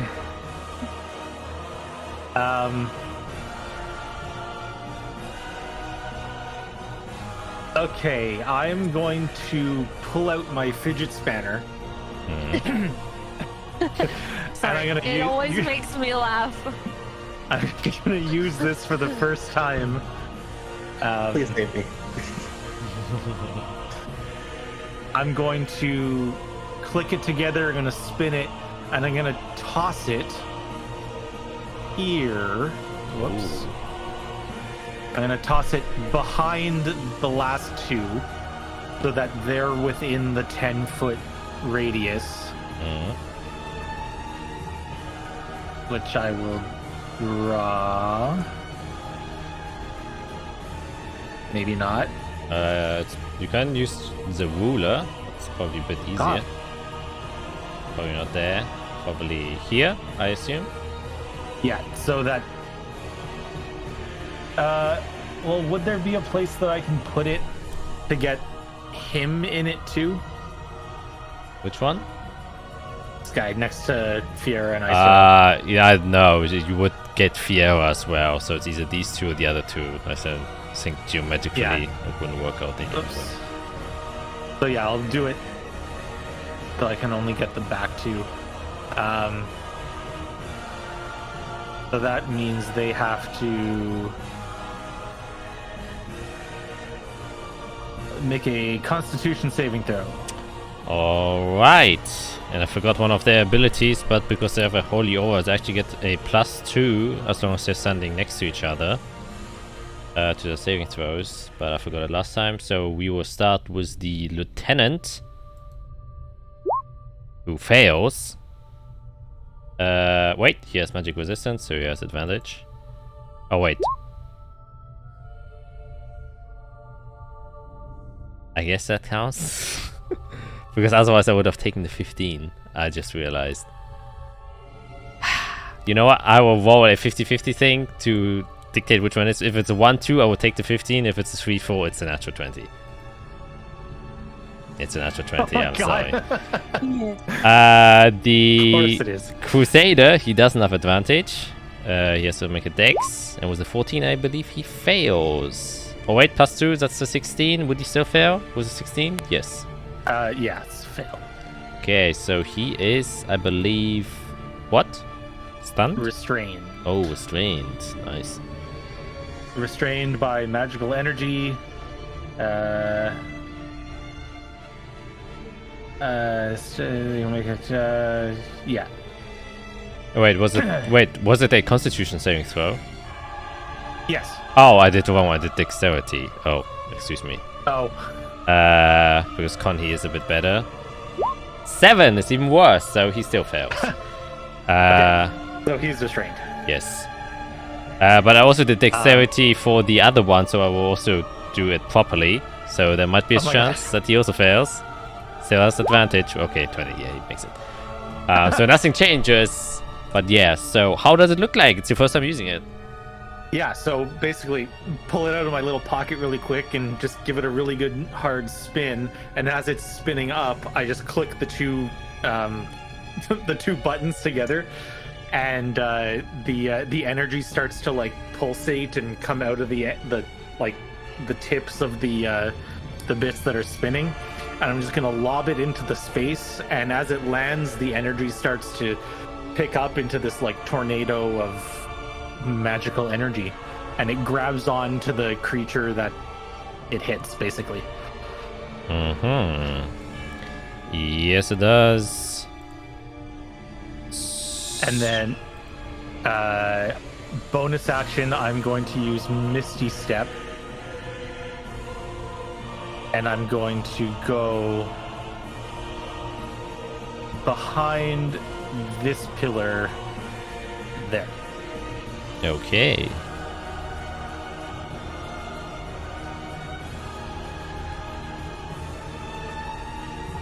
Nice. Anything else? Nope, that's it. That will then take us to Icewell. What would you like to do? Yes. I will use a brand new shiny thing. And I will use my brand new Dragon's Breath. Nice. Yes, yes, yes. And so, right here. And I will make it...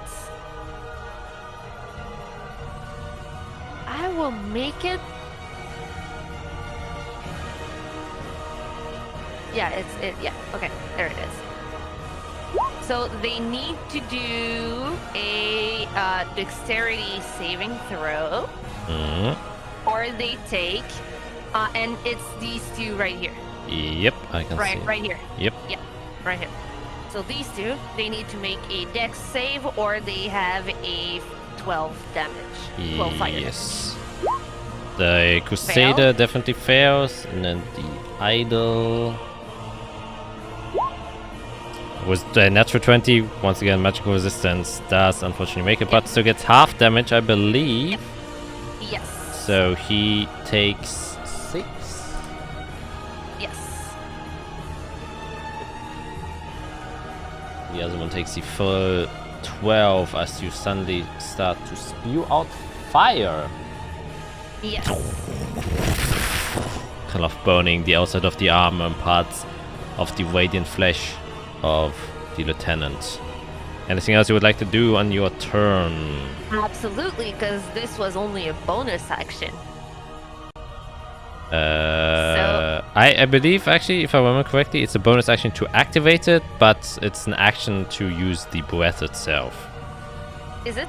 I'm not quite sure. It is possible. Let me reread.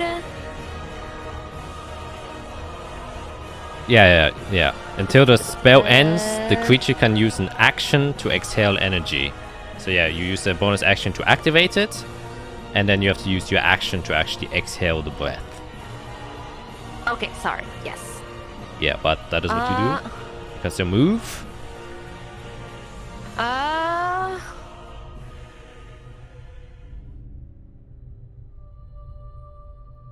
If you know what? No, I can't. Shoot. No, because I am almost at half health. I'm gonna stay right there. I don't want to get hit. Yes, then Jade. Yes.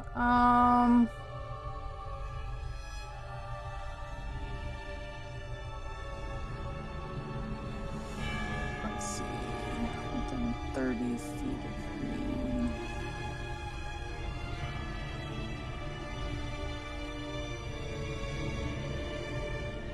So, all of the enemies, because they're all within 30 feet of me, I'm going to use my Channel Divinity Conquering Presence. As an action, force chosen creatures within 30 feet to make a Wisdom saving throw, or they become frightened for 1 minute. And I'm choosing all of the enemies because they're all within 30 feet of me. Oh, there are 5. And you how many can you choose? You can choose 4, right? It just says Oh, I force chosen creatures within 30 feet. Oh, of me. It force. doesn't say how many. Okay, I understood. 4th, like 4. Oh. Okay. I will just simply say this: they are all immune to being frightened because Oh, they are devoted. So as soon as you kind of unleash this presence, you can see that, like yourself, who's a trained paladin, they have a certain, and after undergoing the experience of this faithful journey, you notice that they have a unwavering devotion to their cause, which will let them press on no matter what, even in the sight of fear, and they are unfazed by your presence as they stand their ground. All right. Well then, as a bonus action, I am going to use my teleportation. Yes. Pop around the corner. Okay. In the shadows. Leave the mist behind, and you are there. When does your dog go? I guess at the end of your turn, always, right? I guess. If it's the same as like a familiar or something, then yes. Let us see. Find steed. Ich sage, the sons of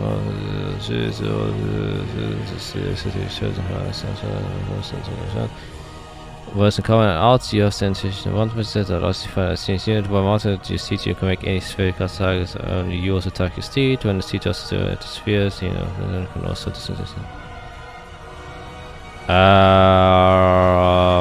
I guess it actually doesn't have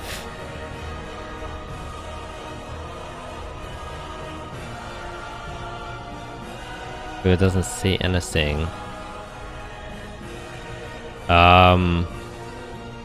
Because that's where I got confused, because it said that we act as like a unit Yeah. on and off the battlefield, so I was just like, Yeah, it assumes that you mount it.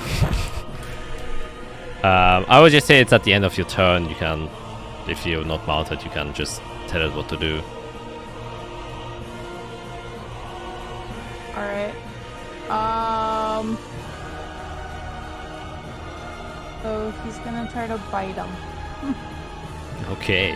Which one? He's just gonna go up with the one that I did the house repeat. Okay, the orange one.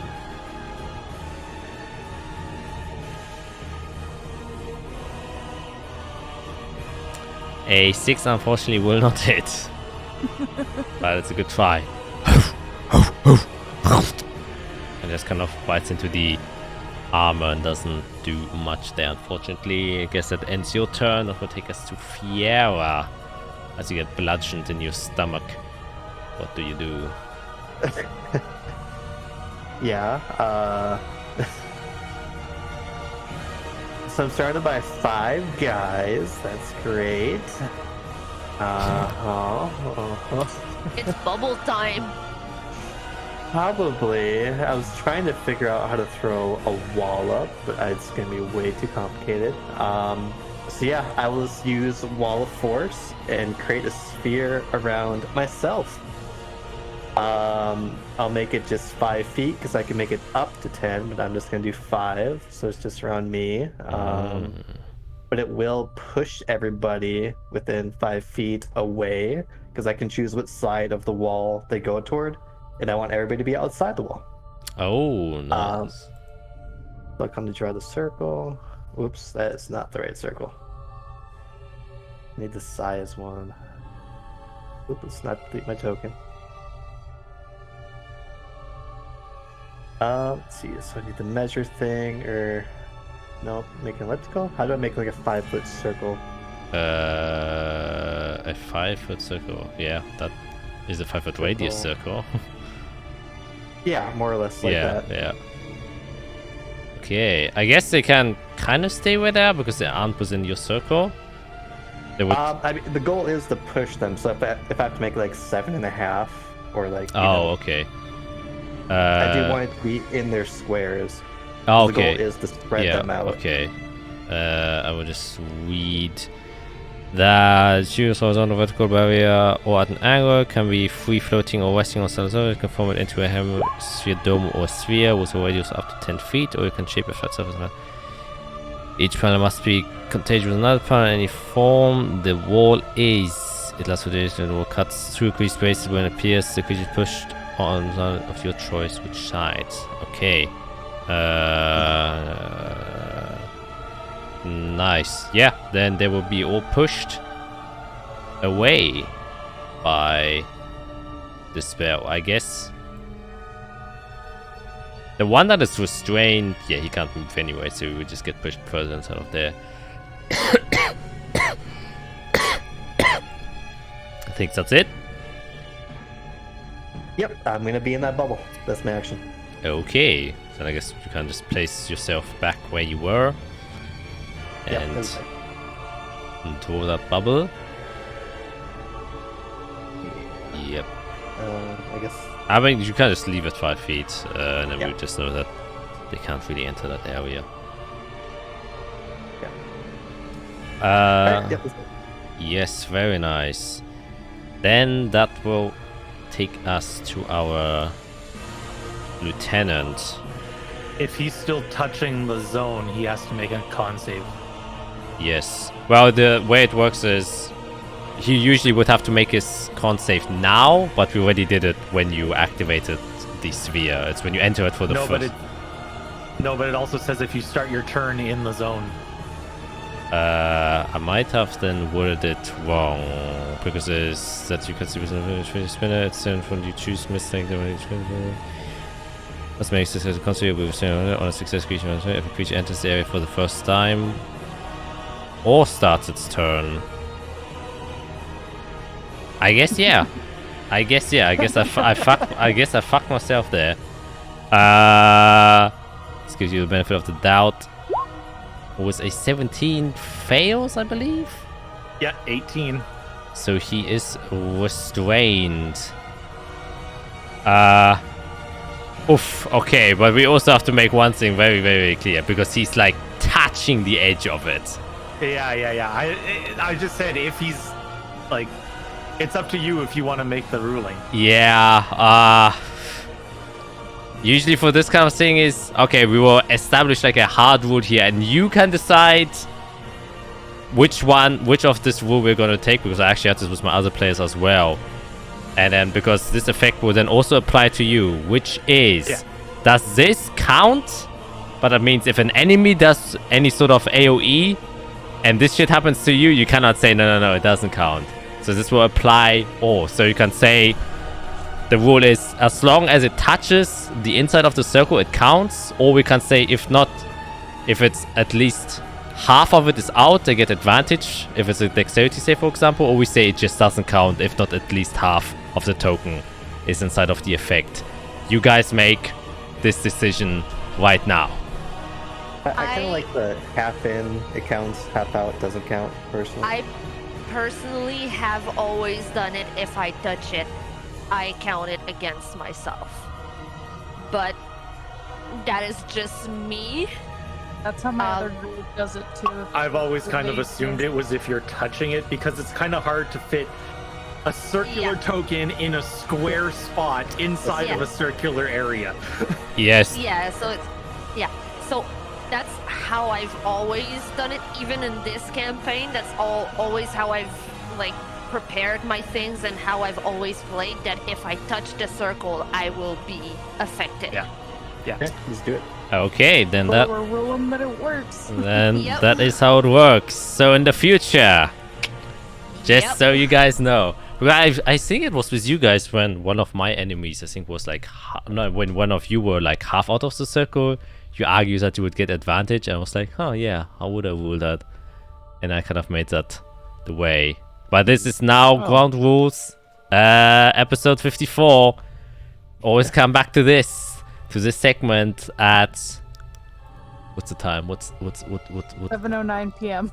At 9 p.m. at the exact 2-hour mark right now. You can just timestamp this. It's exactly 2 hours that you're playing now, which I guess is also we're gonna take a break. Oh man. Perfect timing. So we're gonna see you guys after this quick break, and I guess he's already failed saving. So yeah, see you in a bit. Bye. And we are back. So our idol is restrained, which means he does not have movement, and if he does do attacks, he does them with disadvantage, and that means we have to do a yeah, I guess he would then kind of just in his stasis of this magical energy from Fidget Spanner is holding in place, kind of just puts his flail a bit limply and then starts conjuring up magical energy as he is about to cast a spell. Yep, there it is. If I see that happening, I will throw out my hand and try to undo it with counterspell. Okay. Is the best I can do. Okay, then you will have to make a straight intelligence check. Yep, I actually made a skill for this. Counterspell, go. Pew! That is unfortunately a 10, which won't work, as you see that the energy's channeling is stronger than what you can capture or dispel, and as soon as it kind of goes through, it kind of just withers away, and you hear him mass suggest and say, I suggest that it would be smarter for all of you to drop your weapons and kneel down to true divinity and hold your peace until you are found true harmony in the light. So everyone has to make a wisdom saving throw, I believe. I'll just post it here. And the DC is... I'm so good at these.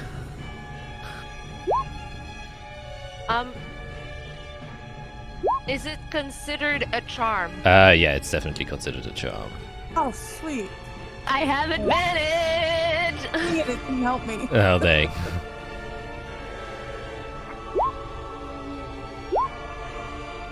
Bam! Then that's a 27. Which makes a lot of sense. Yup. I'm gonna use a +5 and hope it works. Oof. It works. The DC is 17. Yeah, creatures coming to him. The suggestion must be worded in such a manner as to make the direction so reasonable. Observe. Yup. So that means Fiera and Jade both fail. So you must fulfill his wish to the best of your ability, which is to give up and lay your weapons down and kneel and be peaceful. And that is going to be the end of his turn. He can't do anything else than that, I believe. Yeah, that's it. So that will then take us to the Crusader's turn. Oh, wait. My audio is doing crazy shit. Once again, why does it do it? Oh, I hate it.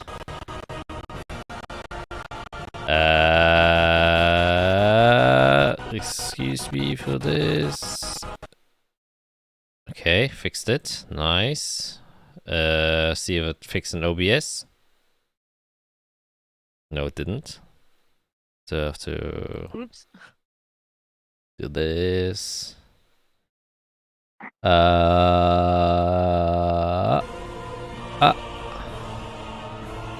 And yes, fix it. Oh man, I'm getting good at this shit. Okay. that. Oh my god, now I have to go back to the battle map and see what happens.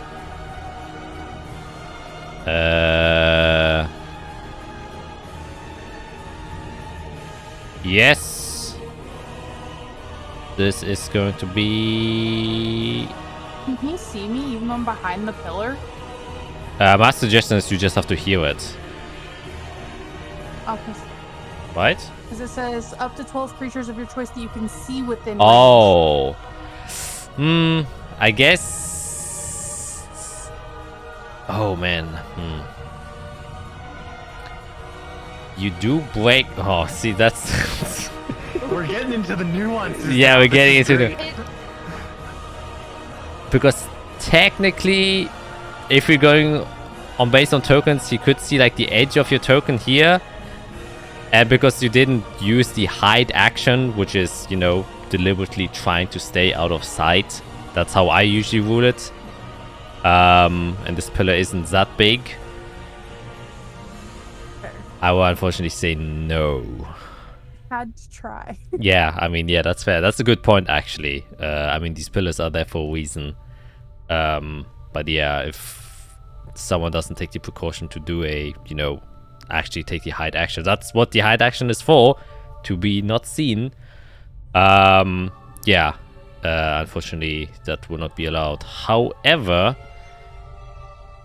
that will take us to the Crusaders. The one has to make another Constitution saving throw to see if he stays restrained by the fidget spanner. Here it comes. Gets a +2. But a 12 will not do him any good.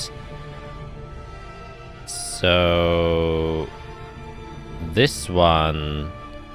Alright, actually I will put Fiera inside of a thing. This Crusader will go here. This one will follow you, Jade. Your Mastiff gets an attack of opportunity.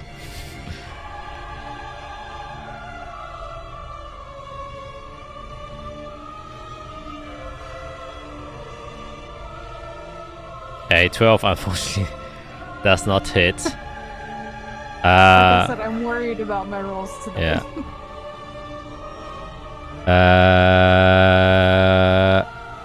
Oh yeah. Oh, I forgot.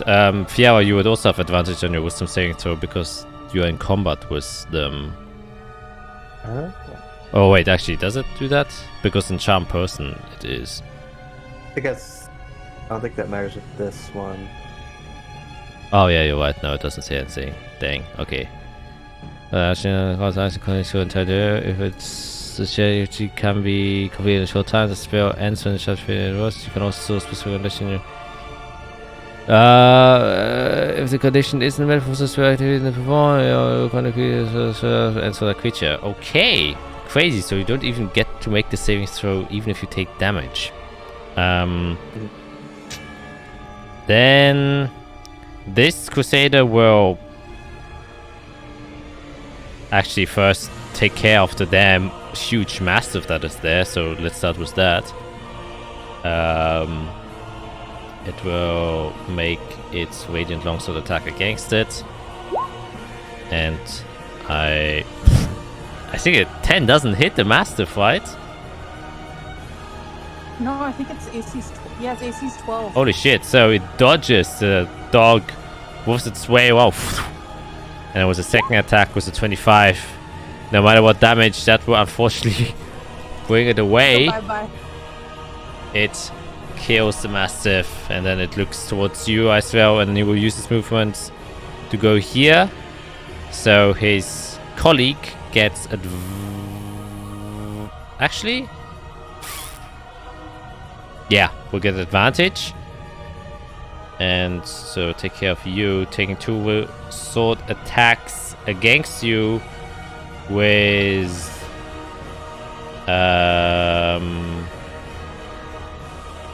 advantage. The first one, 15, I believe misses, or does it hit? It does hit, yeah. Oh, okay. So you take total of 12 damage. And then he will hit you for a second time. That was a 20, that would definitely hit. Making that another 17 damage. And the one that is currently restrained, he will take out his heavy crossbow, which he can't do, he's restrained, he can still switch his weapons. And he will attempt to hit you, Jade, but you have half cover, which means you get a +5 to your AC, I believe that is.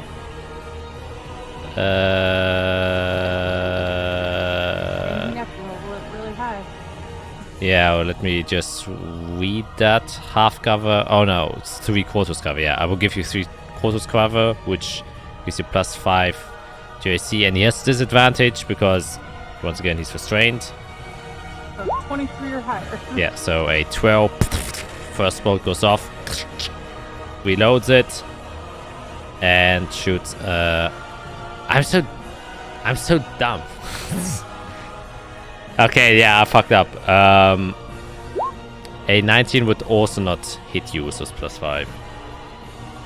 The other one, however, will attack you with 2 radiant longsword attacks, and a 27 will most definitely hit you. Adding that, he would also use his divine smite on this one. Is this the one that's attacking me that's next to me? Yes, exactly. Oh, because can I use my reaction still? If it's defensively? Yeah, if you haven't used your reaction yet, yes, definitely. Yeah, because I haven't used so I can use my reaction for shield. Okay. But he rolled a 27, so that would still hit you. Oh yeah. So I won't do that. Okay. Then you take a total of that is 15 plus 8 is 23 damage on first attack. And he will hit you a second time. On a 16, that will not hit you. Nope. He tries to go in again and misses. That will take us to Irik's turn. Oh boy. Do we think he's resistant to fire?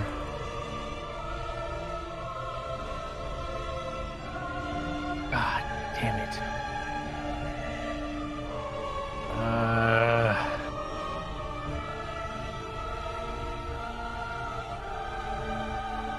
I need to find out, because reasons. I'm just gonna shoot a firebolt at Naked Boy and see what happens. Okay. I get advantage because he's restrained. Yes.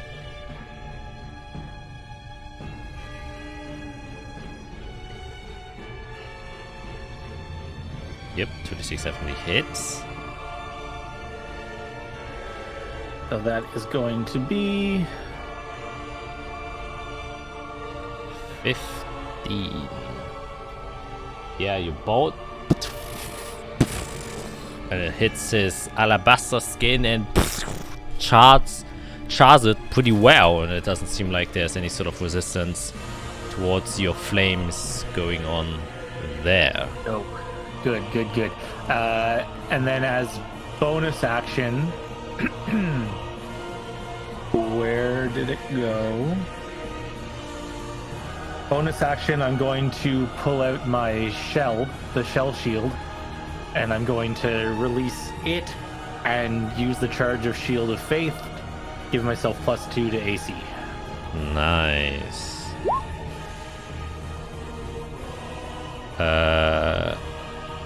Oh, by the way, don't forget, because of your Red Dragon Sinitooth, every time you cast a fire spell, you gain an extra damage die on the fire thing. So you can roll another d10. Shit. Because your fire is empowered.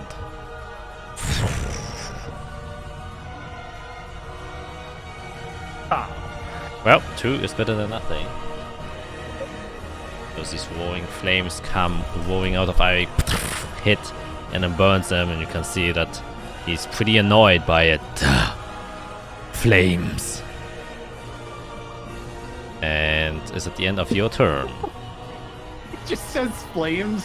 Yeah, because you're in hell. Oh man, that's hilarious. Yes, that's the end of my turn. Okay, that takes us to Ice. Flames. Yep.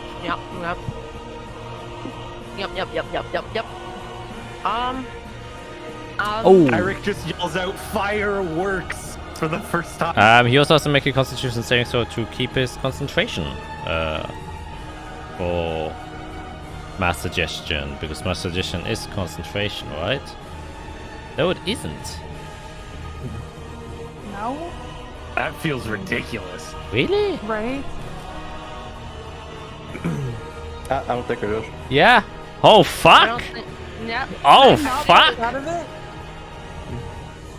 Wow. Wait. I think it is one of the only charms that is not concentration. Each time was necessary on a face of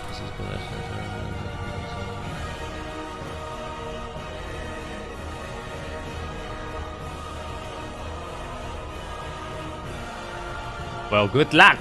Dang. I have no idea on my turn, so. Okay. Like, how do I break out of this? Yeah, Isabel, what do you do? First of all,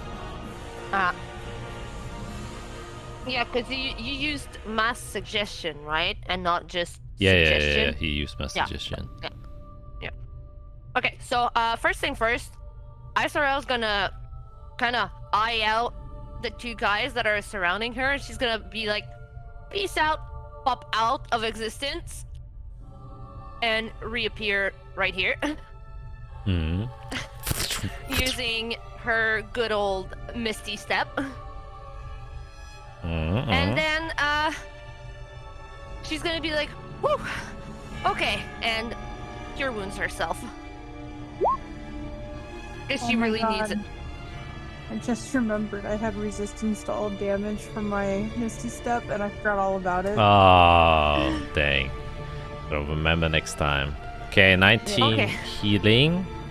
Yeah, so I'm now back up to half health. Yay! And that's I still have a little bit of movement. Well, I mean, I still have my entire movement. Yeah, I'm just gonna move down here to try to put some distance, but also I want to have an eye on all of my friends, and this way I can see all of them. Okay. Well, Jade, you have one course of action, which is to lay down your weapons and be peaceful. Oh, Oh, I guess since she suggested 2, I can do the argument. So it did seem reasonable at the time he did it. However, we can't do anything that can hurt ourselves, and his 4 allies are trying to kill us. Yes. Which is not reasonable to lay down our arms and let them cut off our heads. That is true. Yeah, so in case of Jade, I guess that would, mean self-defense. Would that mean to fight back, or would that mean to dodge the attacks? Because you're still trying to be peaceful. I believe it just breaks it if it's not a reasonable course of action. Okay. It's a lot of text. I want to negate the effect of the spell. Each time must course of action you describe to the best of its ability. Such course of action can continue for the entire duration. If the session can be completed in a short time spell ends when such a finish. So what you do can also spell them. I think that only applies.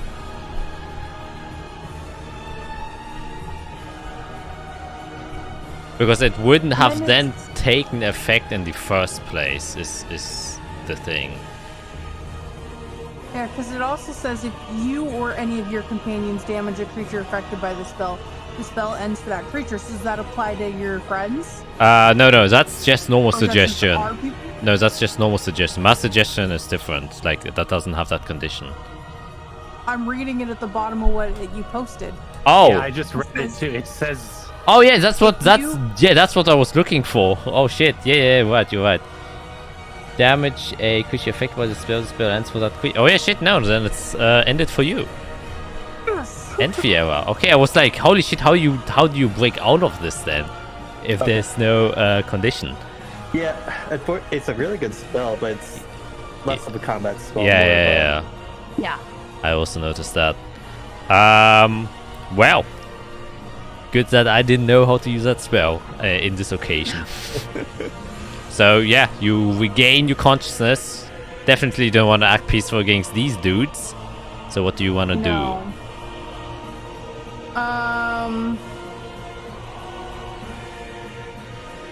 So as a bonus action, I'm going to hex the one that's right in front of me with a second level spell. Yep. And then I am going to swing with my battle axe. Alrighty. And let's see those attacks. The 26 will definitely hit. And a 21, 2. And I have my shield out, so it's just one-handed. Yeah, well, same damage anyways. And with the hex, he gets an additional how much damage? Oh, does it get any additional damage? An extra, yeah, it's an extra D6, but then it also, I have something else that, as a bonus action, I already did my bonus action, so just an extra 2d6. Okay, so that's a total damage of 18, And the 30. 2d6 were necrotic damage. Yes, so it's a total of 30 if we count all the damage together. Yes, it is. And the target has disadvantage on dexterity checks. Okay, good to know. Anything else you would like to do on your turn? Oh, I guess you can only move.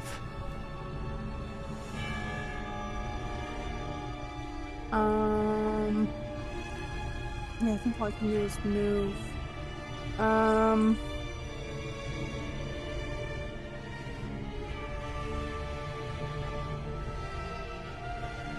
not going to move.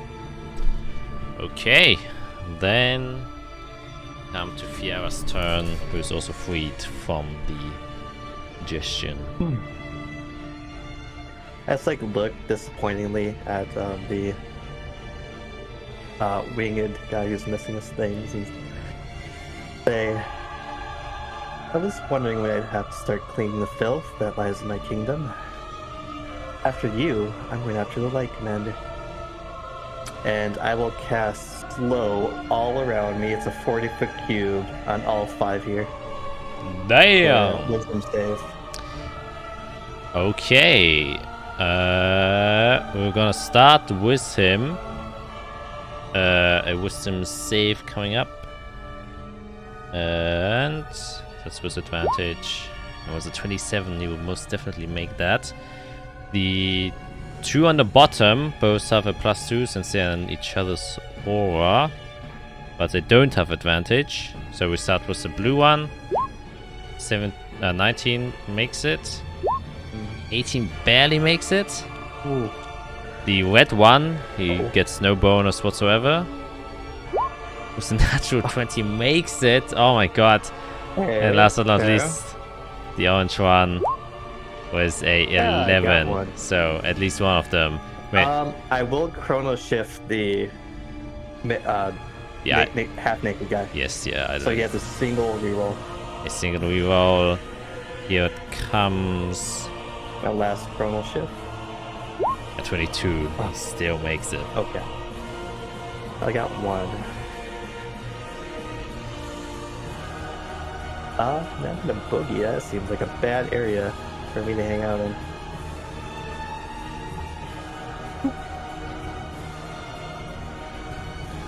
Actually, I don't know where next to the pillar is. I think it's there.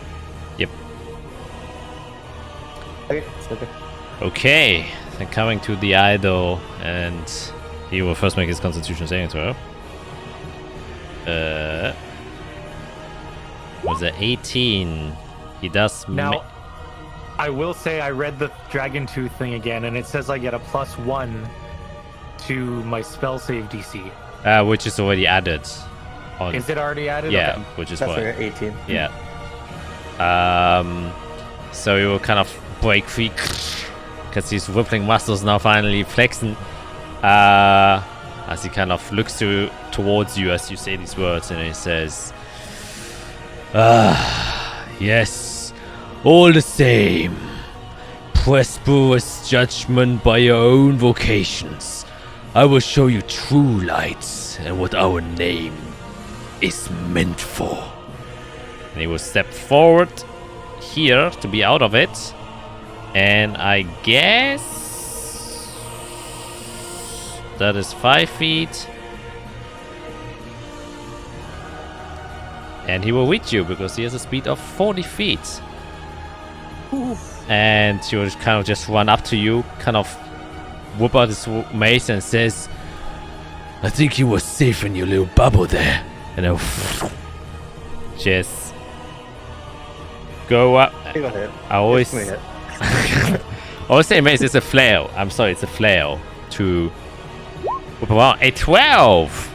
I don't have mage armor. Dang! Can't shield. Oh man, that's hard. Okay, with a heavy hit of 29 was the first one. Oh no. As it hits inside of you, and then the second one Still concentrating. Oh, hits. was a 20. Wait, yeah, it's 29. Yeah, that's a 14 DC. Yep. And then a 24. Okay, it doesn't matter. Be down. Yeah, that knocks me out. And as the flail hits the stomach of Fiera once again, probably crushes you into the pillar that you were standing next to.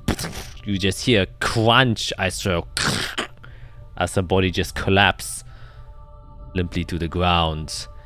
And he kind of just lifts up his arm, almost as if he's a gladiator or a champion, and says, bear witness to the fools who stand against those blessed with holy blood.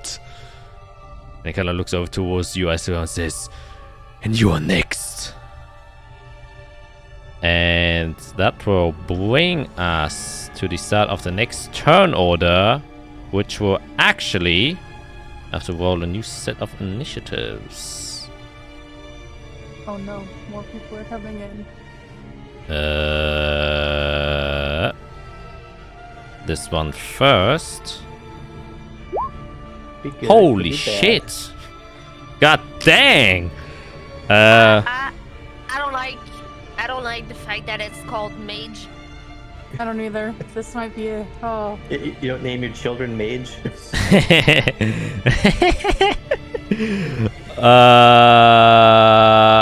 The second one, you will love the name. That was an 8. Oh, cool. Cool. Oh. And the last one, which you will love even more. Yeah. Oh, nice. Oh, I think those are nice. good names. So, starting off in this turn, actually seeing more healing is. Oh, actually, what? You know, let me just check what's gonna happen. Okay, what can they do? It sucks because I can't see like half the battlefield. Oh, pillage. Let me see what is that's right. Sorry, I'm doing a lot of calculations here. Okay.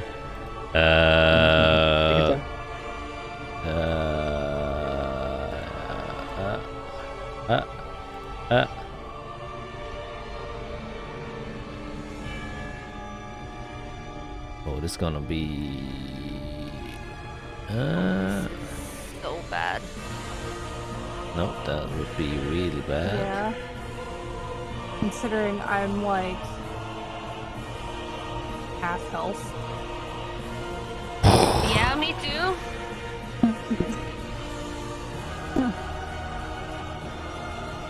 Okay, yeah, this is gonna do. You just see flying through the room a tiny spark of reddish energy as it flies at the center of this hallway and then just erupts in a 20-foot fireball and hits 3 of the Crusaders and 1 of the idol, as you see behind you, stepping in, kind of huffing and puffing, Tenaria, as she runs in to combat here, and will just barely make it into the edge as you cast Fireball at, Yes. I will say, 5th level. Yeah, she will go all out to try and save her friend. Yeah. That is a mage with... Holy shit, that is a lot. Her DC isn't very high because she's a beginner mage. But still a save, otherwise a lot of damage will be dealt. Okay, starting off with the restraint, do you automatically fail Dex or do you have a minus? Dex, you have, I think, you automatically fail if you're... I also believe so. Let me just double check. Creatures disadvantage on dexterity savings throws, so doesn't automatically fail, but is still pretty bad. So let's start off with this guy. Dex disadvantage 3 definitely fails. The blue one, the 20 makes it. The green one, the 20 makes it, and then the idol with advantage.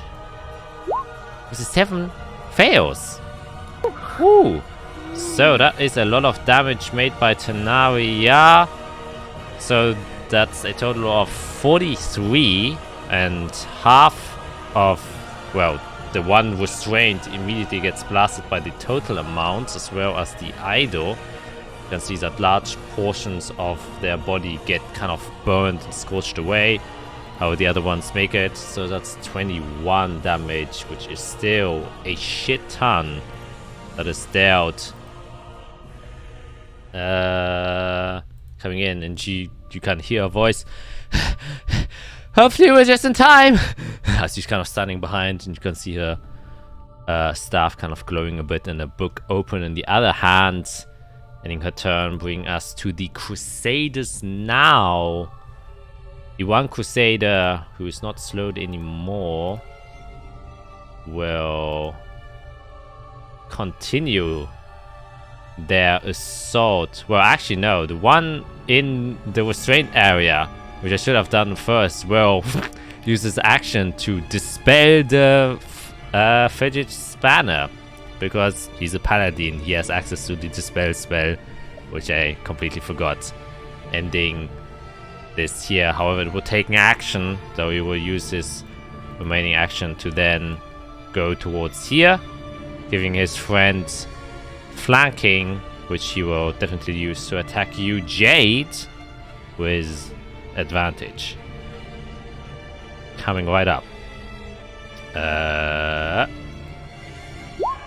natural 20. Oof. Oh my god. That's gonna be hard. Do you have any reactions?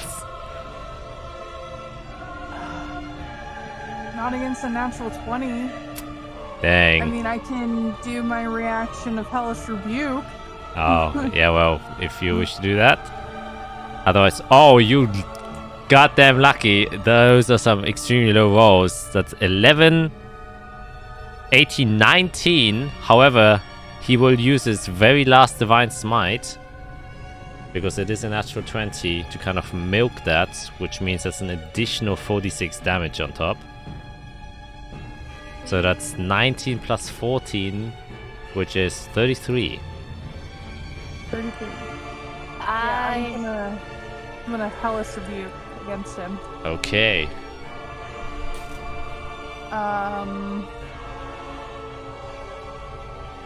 quick question. Yes. If I have, oh yeah, no, never mind. Okay. Never mind. I did not say anything. I answered my own question by reading. Okay. Another 12. Dexterity saving throw coming your way. Gets +2, which doesn't help him at all. So he takes the 12 damage there. It's kind of rebuke back. And you can see he's already scorched and burnt a lot, especially from the fireball that he just got blasted by, and even more fire is now burning him from the front. However, there was one more attack that he can make with advantage still. And the 16 doesn't hit. Luckily enough, brings around, and you, in the last moment, manage to get your shield above your torso as he kind of tries to stab into your gut, but you prevent it narrowly.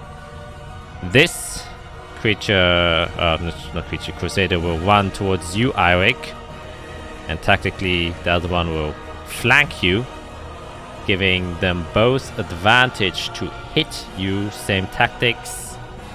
It's old, but it works. The blue one attacks first. Was 18. Miss. Oh I yeah, got you my are, yeah, shield- shield my of, shield of faith yep, up. exactly.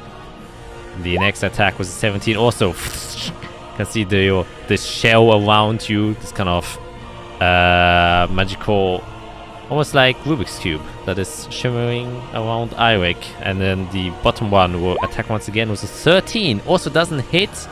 And last was also a natural 20. Oh my god. Ending it with a strong one. Dealing a total of that. He will also use his Divine Smite to milk it. Adding another 46 total to that damage roll, which is a total of 22, 24, 29, 39 damage as you just get blasted by this one hit. And you can all hear the thunderous smite sound of this radiant energy hitting right into Eirik. However, that ends their turn, bringing us to... Still up, Irish? Oh yeah. No, I'm still up. Yeah, Eirik is a tough guy. That does change a lot of what I was planning.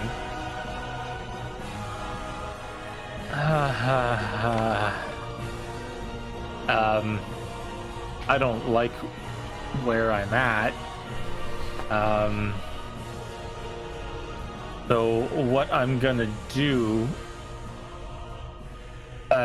obviously the fireball that they sent in came from the same direction we came in, Yeah, definitely. like down on the map. Yeah. Okay, I'm gonna use my action to again do Misty Step and get the hell out of there. So I'll Misty Step behind this pillar, and then I'll use my movement to get across the hall or whatever. Yep. Let me just double check how far that was. Whoops.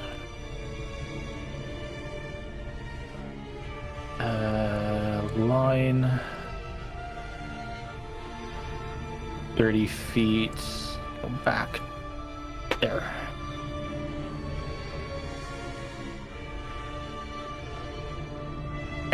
Okay. I'm just standing in the middle of everything. Then next is going up. You can just hear his brutish sounds as he starts stomping in. He will definitely try and rush forward, so he gains another 30 feet. However, that is as far as he can go. I think even if he wished to throw his... I'm seeing a piece of head. Yeah, I don't think he 60 feet? Is it? Nah, it definitely isn't close enough. I'm pretty sure. Yeah, who am I kidding? That's way further than 60 feet. So he's just kind of rushing in, trying to come in as support, which will take us to Isolwell. Yes. I will.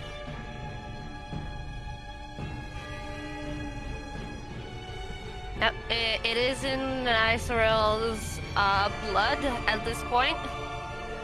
She will look at the bad guy and say, "Not on my watch," and cast Healing Word on Fiera. Mhm. Much appreciated. It's not the best, but hey, it is something. You're up. Oof, yeah, that's... Literally take anything. It's one of my worst healing rolls I've done in a while. I am sorry, that was terrible. I would have taken one, so. And then, so that was a bonus action. And then as an action, I will firebolt that dumbass. Nice. Fire action is working pretty good. And yes, for another 13 fire damage, you hit him in the face. Wah! Resisting is futile. And then I'm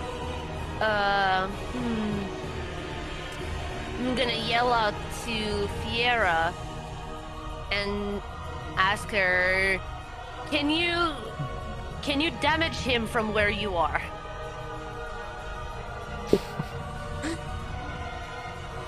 Yes, maybe. But plan? Shoop. I'm gonna go flank him. Oh boy.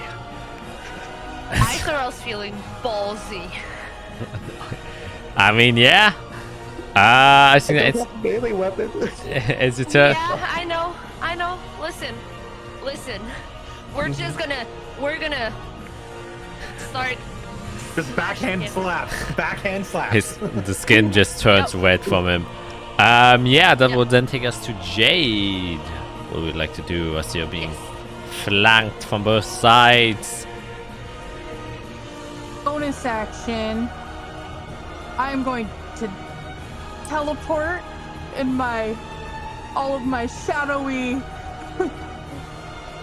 my shadowiness. Let's see.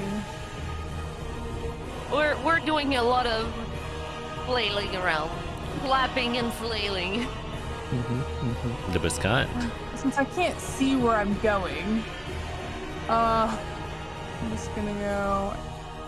I think that's 30. I think it's way less than 30. Oh, it was only 15. Yeah.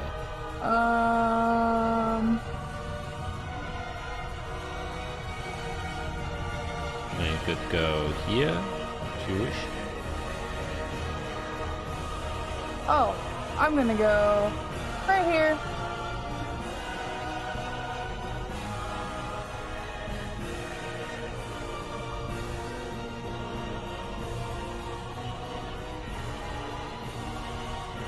And then I'm going to attack with my battle axe on this dude.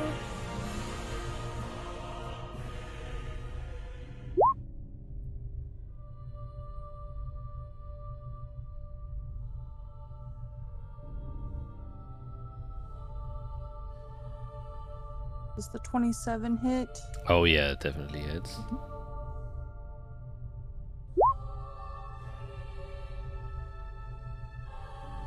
And a 21 would also hit.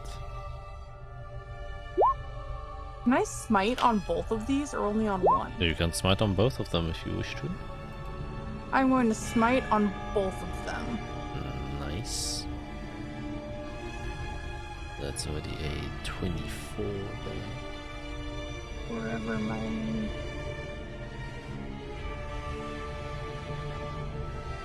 So, 48 that I'm going to be doing.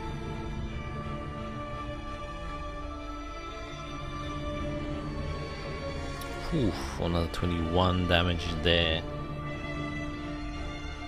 As you brutally smite him. Wait, it's radiant damage, right? Oh. Yeah. Did I just accidentally heal him?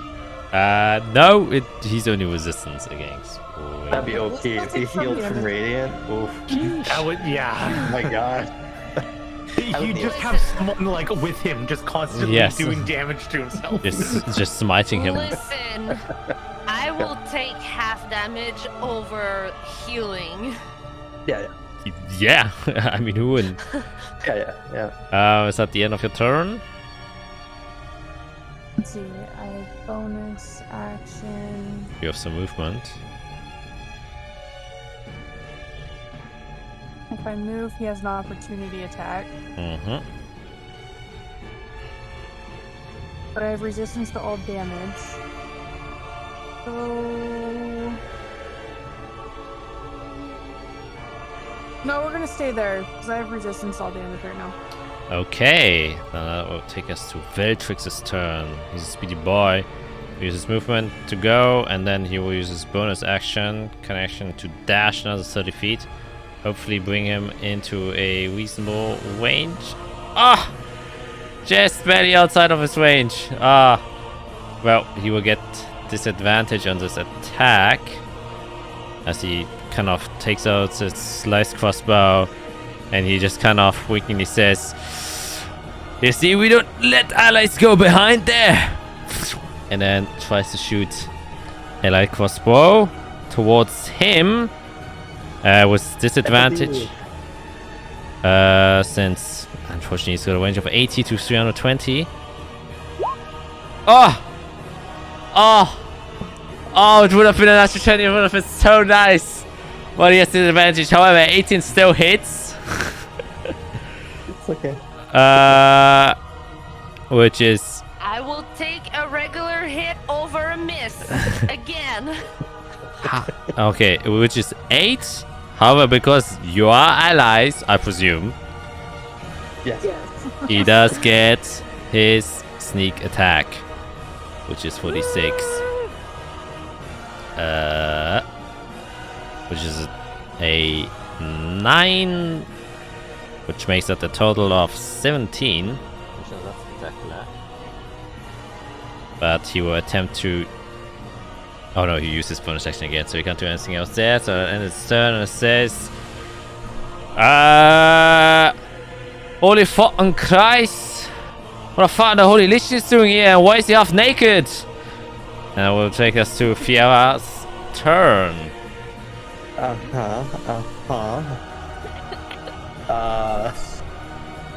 How are all the enemies looking?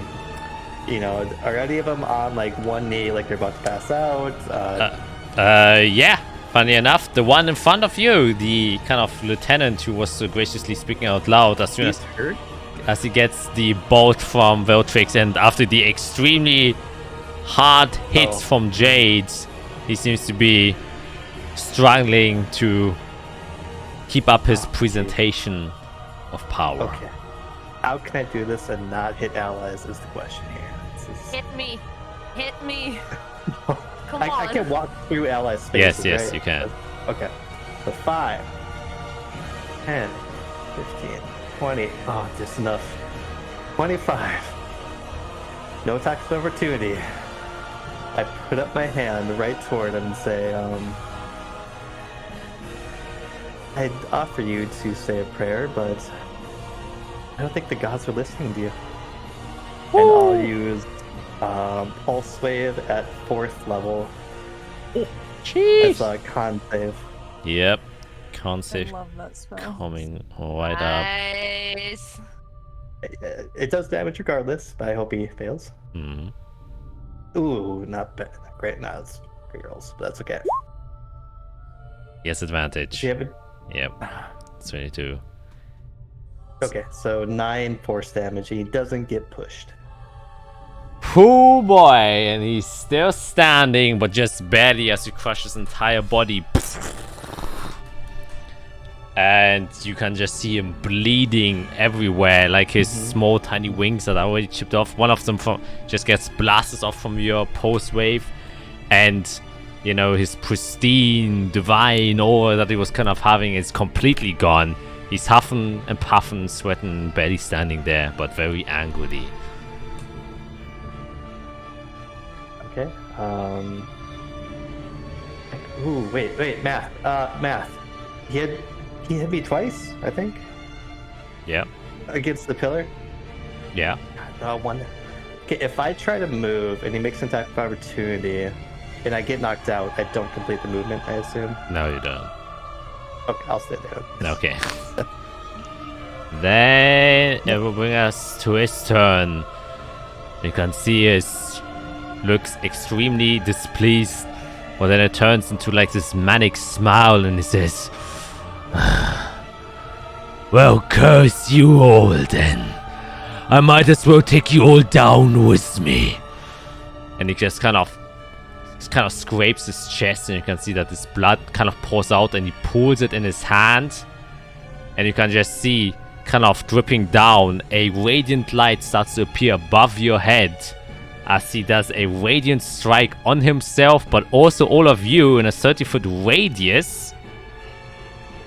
So you all have to make a Constitution saving throw. And this is a bomb that he's dropping on you all. Let's see, you can get 30 feet. Yeah, including Eirik. Oh boy. Okay, concept.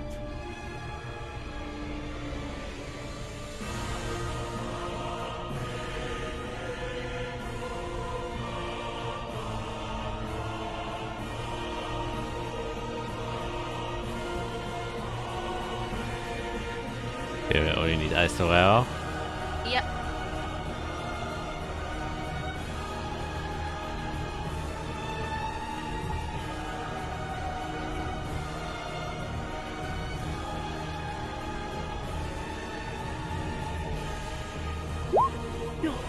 Oh my It god. was almost an 18, and then it decided to go back the other way. Well, that's his one ace card that he had, and you can just see suddenly this divine light crash down onto all of you. As it hits, you can see that it also just completely incinerates himself, as you all take a total of 45 radiant damage. I'm out. I'm down. Good night. So half of 45.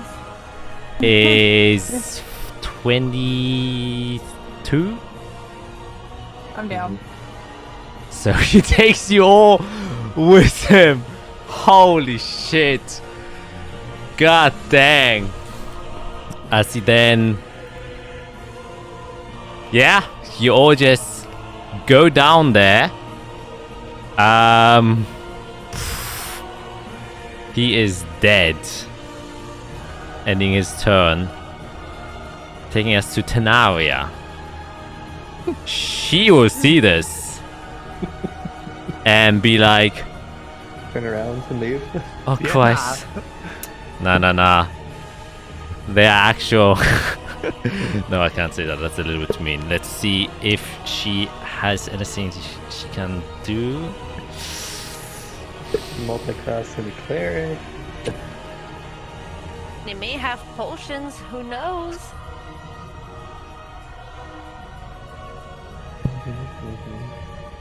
Your first move 30 feet to get a little bit At closer. least they don't think we abandoned them. At Yeah. least they don't think that you sold them. Yeah. She will use... Oh man, that's risky. That is... risky, but might be perhaps the only way to save you.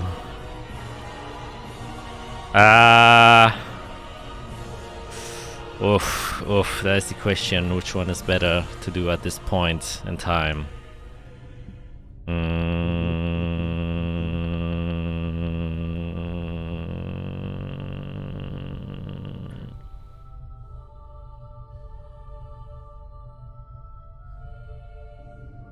Oh man, yeah, nah, she would instantly... yeah, she will dimension door towards Eirik and start rummaging through your things because she was there, or partially there. Or was she? No, she wasn't there. But she's hoping that you have a healing potion on you. So she's going to start rummaging through her things, for which she will have to make a investigation check, which let I me think we find all it. have at least one. I don't, but I have a bunch of healer's kits. Nope, I don't have a potion. Oh, I do. I have With a 23, she will definitely find healing potion. What do you have on you, Eirik? I have one healing potion and then the superior or supreme healing potion that I made. Yeah, And Tima's blood. Or greater potion. yeah, greater potion. Okay, so we find those. However, she used the action and can't do anything much else, and she will just shout back, Gorin, Veltrix, doesn't look very good here. And you can hear Veltrix say, yeah, I can't fucking see that, missus. Fuck. And it is the Crusaders' turns now. They just literally saw their lieutenant die.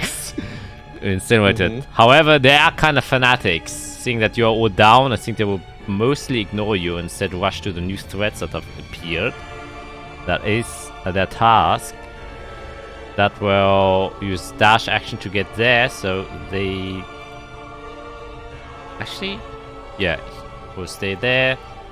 This one will rush there. This one will follow behind. No, he will also use his dash action to get as close as possible.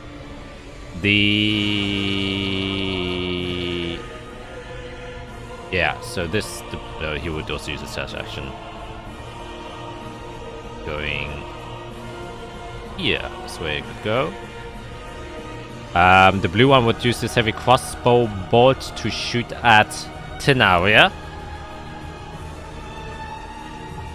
Let's see if it's...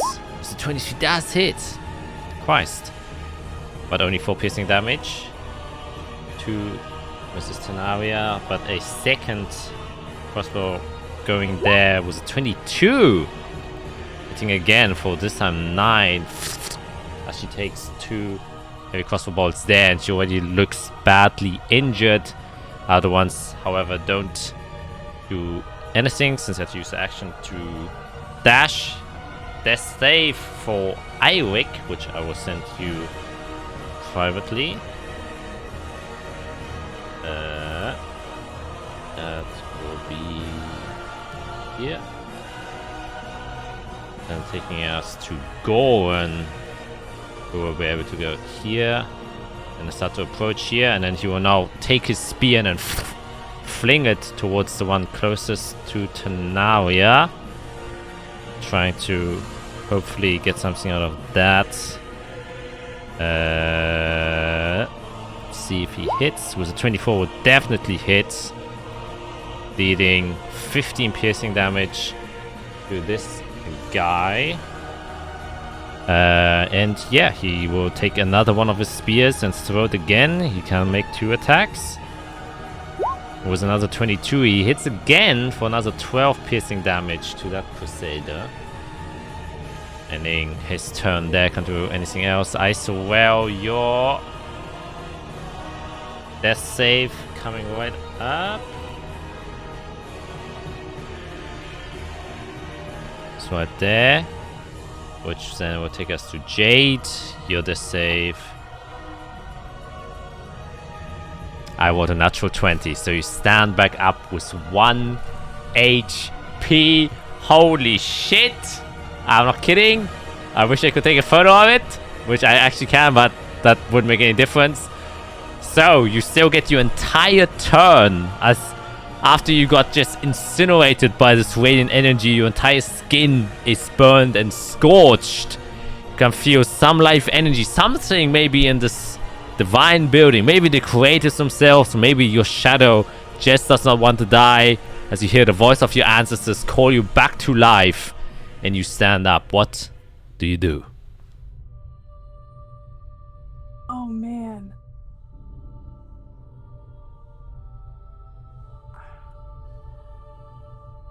Well, the first thing I'm obviously gonna do is I'm gonna heal myself. I'm gonna cast Cure Wounds on myself at 3rd level.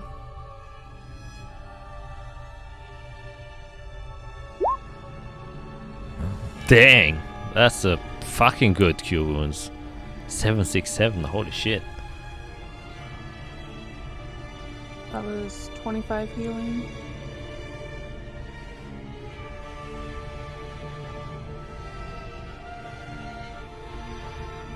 And then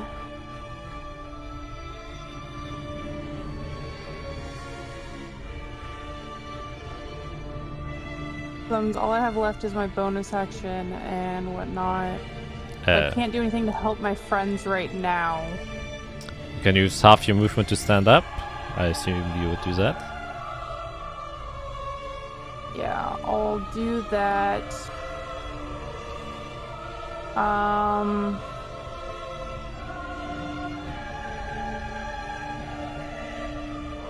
And this.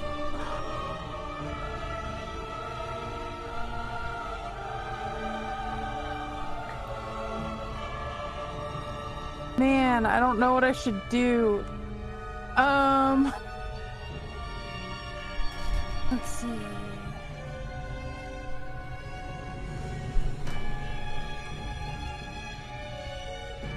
I'm gonna do it. So as a bonus action, I'm gonna use my Misty Step again to pop up right behind Eirik. Because that gives me my resistance to stuff. I'm kind of acting as like a shield in front of Eirik from the red one. Okay. Is that the end of your turn? Yes. Then... So, take us to Bellatrix's turn.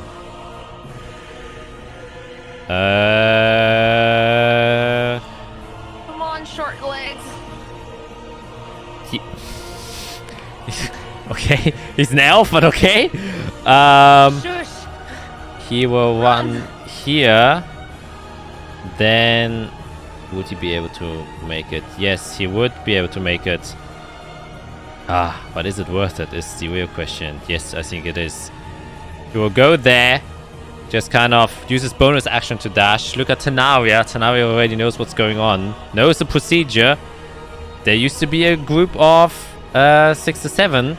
And you just can see Tanaria throws the greater healing potion towards him. He instantly takes it, unplugs it, and shoves it down your throat, Eirik, with his action. So you can roll a greater healing potion for yourself as you're getting healed by Bellatrix. While he just kind of starts with 16. That is it with the +4? Yes, it is. Yes, it is. Yeah. Yeah, 16. Pretty good roll as he just kind of looks to the at the Crusader and says, "Oh, fuck you all. I always knew you fucking holy ones were a fucking piece of trash. Try and get me ass this time, eh?" And tries to just kind of provoke them that they go for him instead. That will then take us to Fiera, who I will also roll the death save for, which I will send you privately.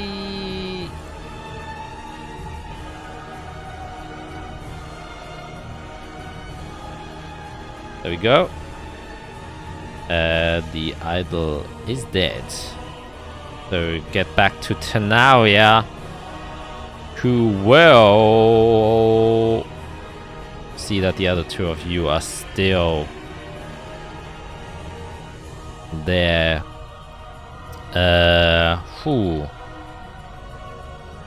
She will cast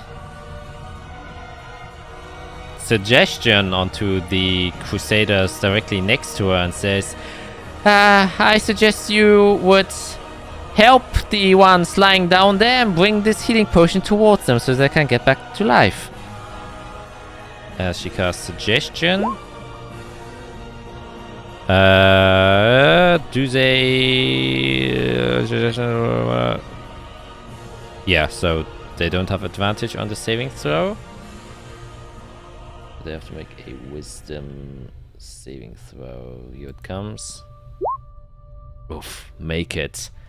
And the Crusaders kind of grunts and pulls the sword up, and she kind of just quivers by and says, I guess now, Veltrix, you have to do it instead. And just kind of throws the second normal healing potion towards Veltrix while looking down at Eirik and says, I hope you don't mind.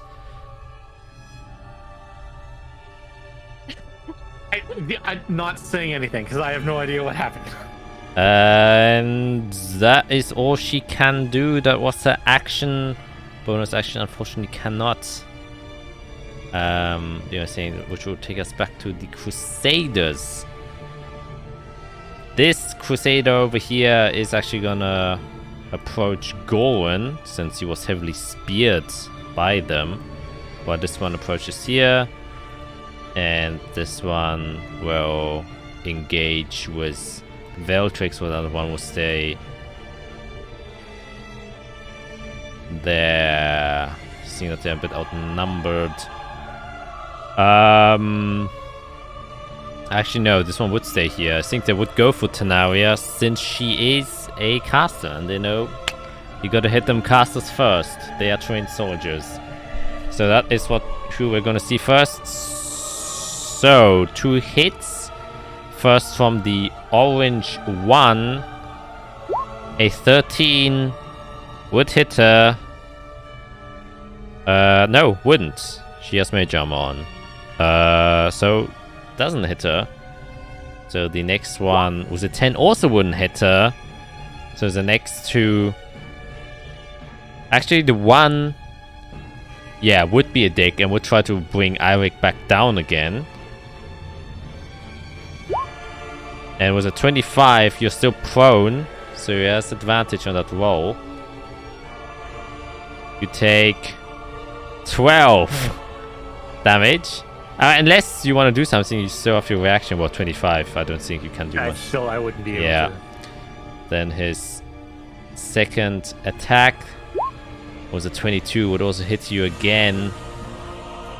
And That one I'll do shield on. very nice. We'll bring it up to a 23, which means in the last moment you block this attack, which would have sealed your fate once again. The red one is gonna attack you, Jade. That is a 12. That won't hit. But a 23 will hit. And he will deal 19 damage. And he will use his Divine Smite. He still has 2 left to add additional 8. Oof. That's 27.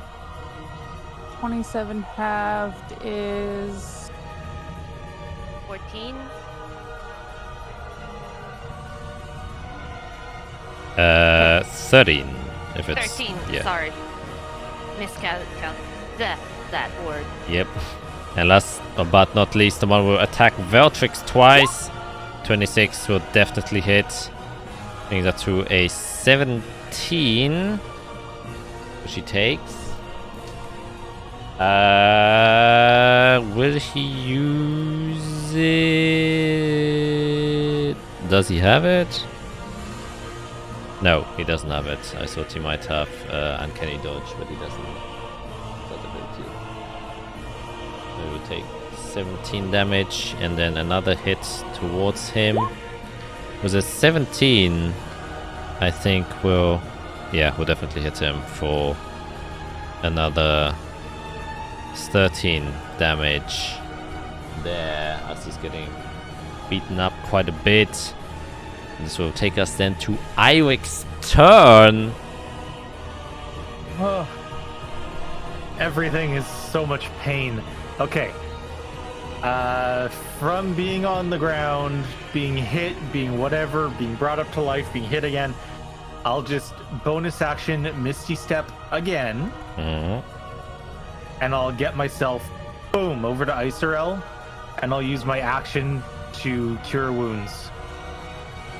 Yes, because you're using a feature for Misty Step. So you can still use your action to cure We wounds. need our healer. We need our healer.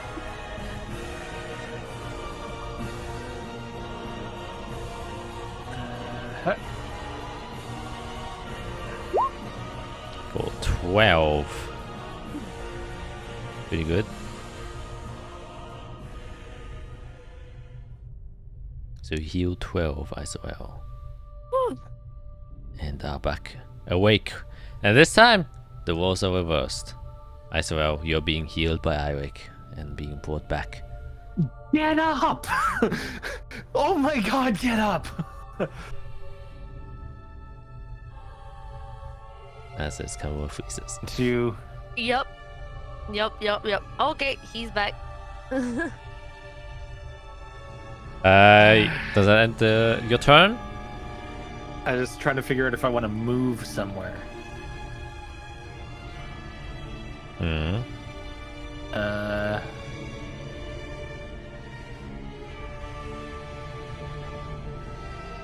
There's still two more guys around somewhere, weren't there? Oh no, they all moved up.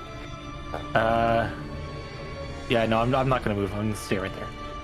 Alright, that will take us to Goran's turn, who will now charge in with his shield and first try and shield bash the one in front of him. Gets advantage because Veltrix is there, kind of trying to... Because there was 23, definitely will hit, making 9 bludgeoning damage towards him and force him to make a strength saving throw. Which is actually pretty decent at. Oh, even with a +2, he fails. So you can see just go and bash into him. And Veltrix kind of puts his foot there, so he trips him and he falls down.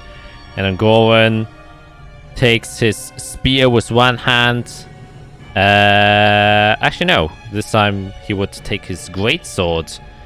No, he can't. He has his shield, with which he bashed. So we'll use the spear to kind of one-handed stab into him. With a 21, he definitely hits for another 15 piercing damage down there. And because he's a gladiator, he can actually make 3 melee attacks. So he will attack once again with a spear in one hand, and with a 20 he will hit again, making that... Oh my god, double ones. Sheesh. But that's just how it is sometimes. Another 6 damage, ending the turn for Goran there. As he just kind of brutally... Fuck the lichness! And kind of spits on the one that is prone, which will take us to Isorel. What would you like to do? I would like to snap that little square where it is. I don't know how to snap it so it stays. You have to take a box that's at the ruler that says instant or linger by fade delay. Linger. And then it will stay Doink. there. There it is. So right there, Isorel's still laying on the ground. She's going to cast Healing Spirits at her highest level. So everyone who walks into that little square right there will get 10 healing points. So I get 10, and Fiera gets 10, and whoever walks within that little square right here is going to get 10 healing points. But do I get it at the start of the cast too, like right now? You will get it at the start of your next turn. Oh, Yeah. If you start your turn in the hold on, let me read it correctly. Whenever you or a creature you can see moves into the spirit space for the first time on a turn or starts its turn there, you can use the spirit to restore 1d6 hit points, but you instantly get that 10 healing points when I cast it. No, you get that 10. You get that 10 on the beginning of your next turn. Yeah. Sorry, I am all over the place. I think that's right at the start Yeah. of my turn. Yeah. So yeah, at the beginning of your turn, you will get that 10 healing points. Okay. So Can't wait.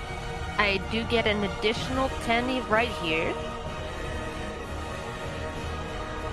So that was a bonus action. I will take half my movement to stand up. And then I will firebolt. I will firebolt this fucker right here, Mr. Red. Okay. Oh, Sealing Spirit, a bonus action. Yeah, Healing Spirit is a bonus action. Yes, it is. Alright, so the red one, is that correct? Yes, Do here you you go. eventually stand up, or do you just want to stay laid? No, I said I was gonna use half my movement okay. to stand up. Yeah. Yes, it was 19 fire damage. Holy shit, that's almost max.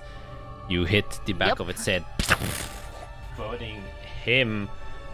And you can see they're all starting to show a lot of wear and tear as these And crusaders. I just yell out, I said, not under my watch. Nice. That will then take us to Jade's turn.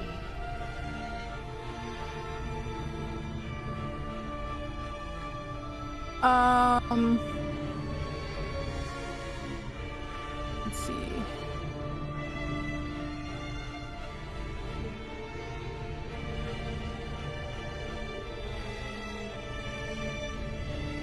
Action.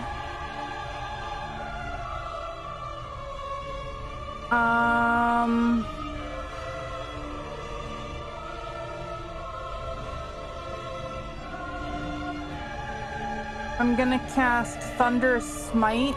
Mhm. So just gonna put that there so I easily have reference to it. And then I'm gonna hit red. Alright.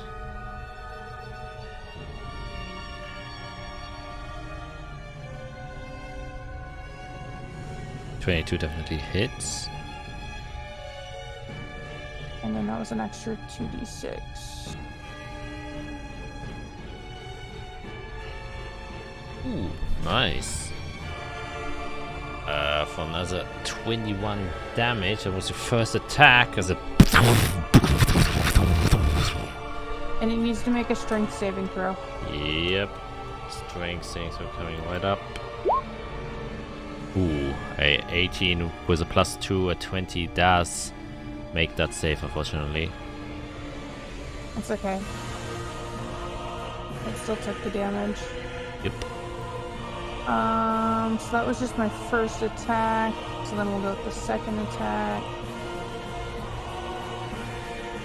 18 will barely hit.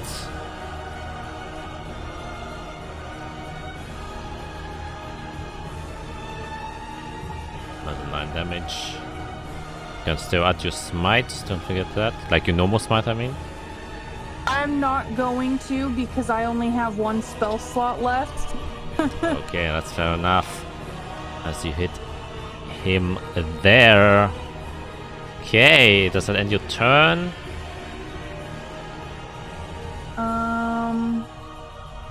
Yes. Very well, then that will bring us to Veltrix. He will obviously attack the one that he's kind of ganking on with Goran. He has advantage because that Crusader is still prone. So he will take out his dagger, try and stab him. 25 definitely hits, being 8 slashing damage plus his sneak attack.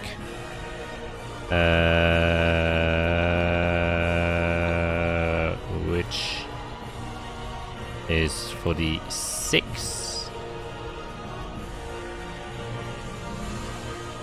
God dang, man, these rolls. Nice. 27. So he actually just goes down as the one stumbles. You can see him exposes his neck a little bit and just slits his throat and actually kills the first of the Crusaders. And he will spin around, use his bonus action to do another attack against the one left of him. Also with his dagger. But only a 12. Unfortunately, only hits the armor there. Doesn't do much. But he just kind of goes back to his stance and... Yep, won't be doing much else. Taking a Fiera, you heal at the start of your turn. Or 10. Lovely. Yes. Ooh, knocked me conscious twice. Been a while since that happened. I guess I was going to ask Azrael, what does your healing spirit look like as I come to consciousness again? It's basically a deer. The spirit of a deer. Just there. So I have like a deer licking me, just trying to wake me up. Basically, yeah. Wonderful. That's wonderful. Yeah, I'll kind of sit up in the daze as like, okay. Yeah, probably for a second. Probably for a second, you think Isarel's currently licking you in deer form. 100%. Yeah, I get really confused saying a deer and then you. But see the combat going on. So yeah, as I get up, I'd be like 1, 2, 3. Do they all look rough? I guess. Hard to tell, I imagine. The red one seems like literally like very roughed up and is kind of struggling to hold his shield up. His armor is weighing him down quite heavily. Okay, so I kind of like point, like, oh, I can't aim right now. Go.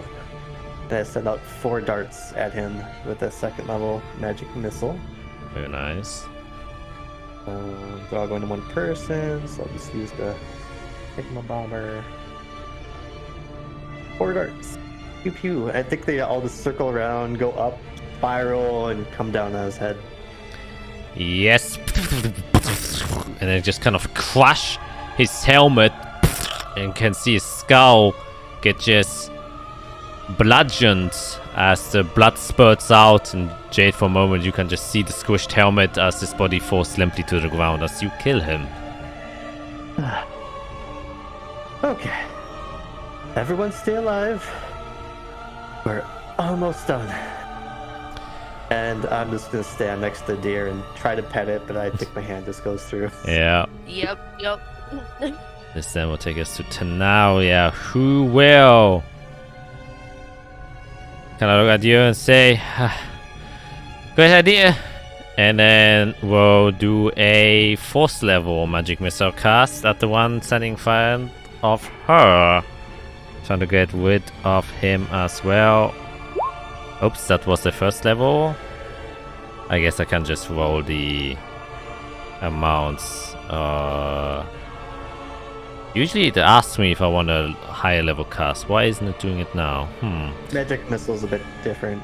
I do have a macro if you want me to roll all the darts. No, it's okay. Like, I also have one. I can just press it. For 4th level is how many times? 6. So we have 3, 4, 5. That's some pretty decent magic missile rolls.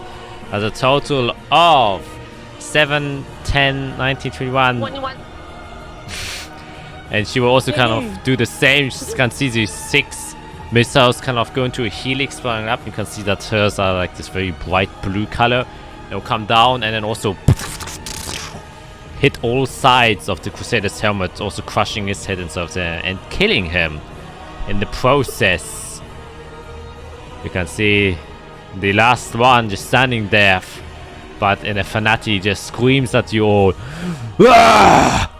and tries to attack Veltrix in his last dying breath with his long sword. And with a 25, he will hit, making that 12. He will add his Divine Smite. He hasn't used any of his yet, making that a total of 18 damage that he takes. And it was a second attack going again with a 21. His last time breath, Huff and Puff and 15. We'll add a second Divine Smite to that, making that a 22 damage. You can see Veltrix taking these heavy hits from this Crusader, who's literally putting in everything in his last dying breaths. Now screaming around, bringing us to you, Irik. And how bad does he look? He, from what is, he still seems to be sporting quite some health there. Okay, so I'm going to cast Scorching Ray at 3rd level and release 4 rays at him. You can hear Heuser swearing at you in Draconic behind you. Yes, 27 for the first one hits. 29 for the second one also hits. 18 just barely hits. And a 30 will most definitely hit.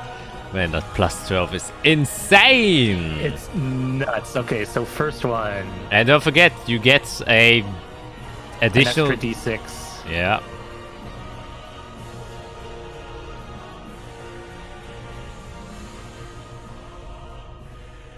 And damage for the first strike.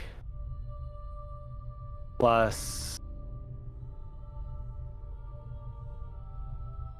Jesus Christ. Plus the Arcane Fire, man. This is 17 plus 4 for the second strike. Is a pyromancer at its finest.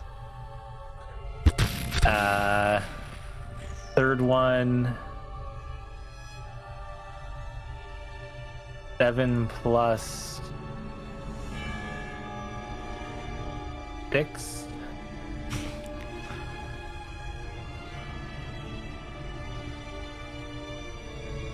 And the last one,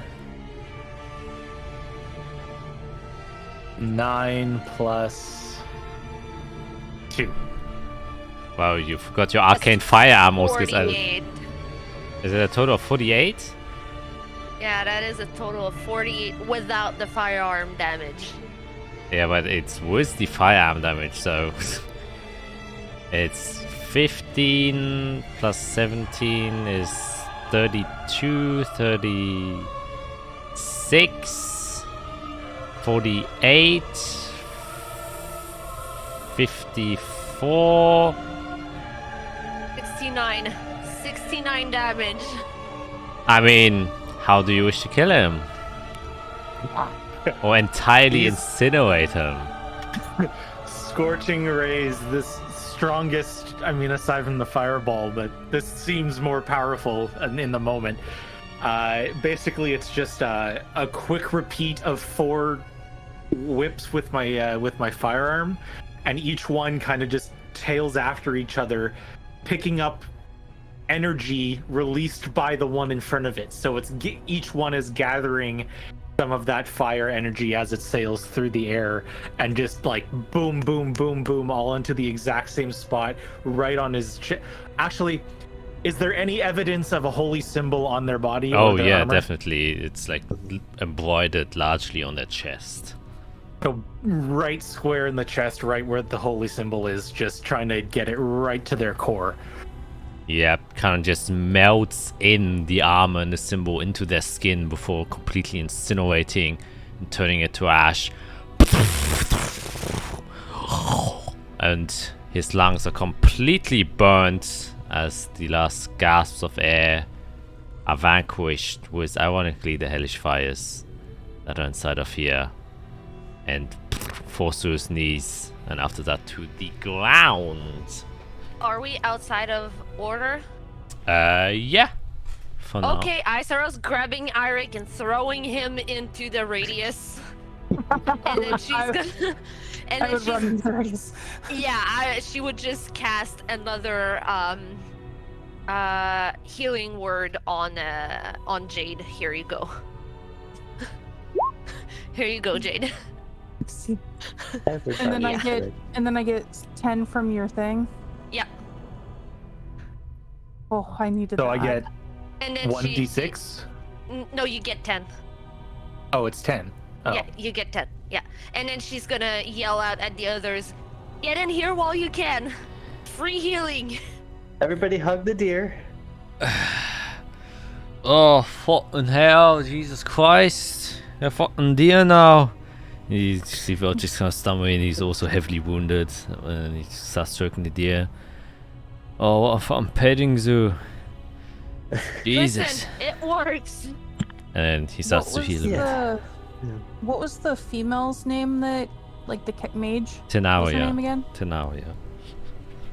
I'm just gonna, after I get a little bit of healing, I'm gonna go up to Tenaria and I'm gonna say thank you for saving us. I owe you, and then I just give her all 25 of my lay on hands health. There's, As I say, if it wasn't for you, we would all be done for. oh, thank you very much, Jade. I mean, you saved us, though. I think it's the least we could do. Is that correct? Isarel is going to turn to Veltrix and extend a hand and say, "I think I owe you an apology." Kind of looks at the hands and looks at you, and just kind of grabs it with a hefty shake and says, "Yeah, you know, not all people are bad. Sometimes a little bit of trust can go a long way." I'm learning, so yes, indeed. Well, it was quite a fucking surprise. Where the fuck were you? We were waiting for you down at the lake. We did the same. Which side of the stairs did you go up?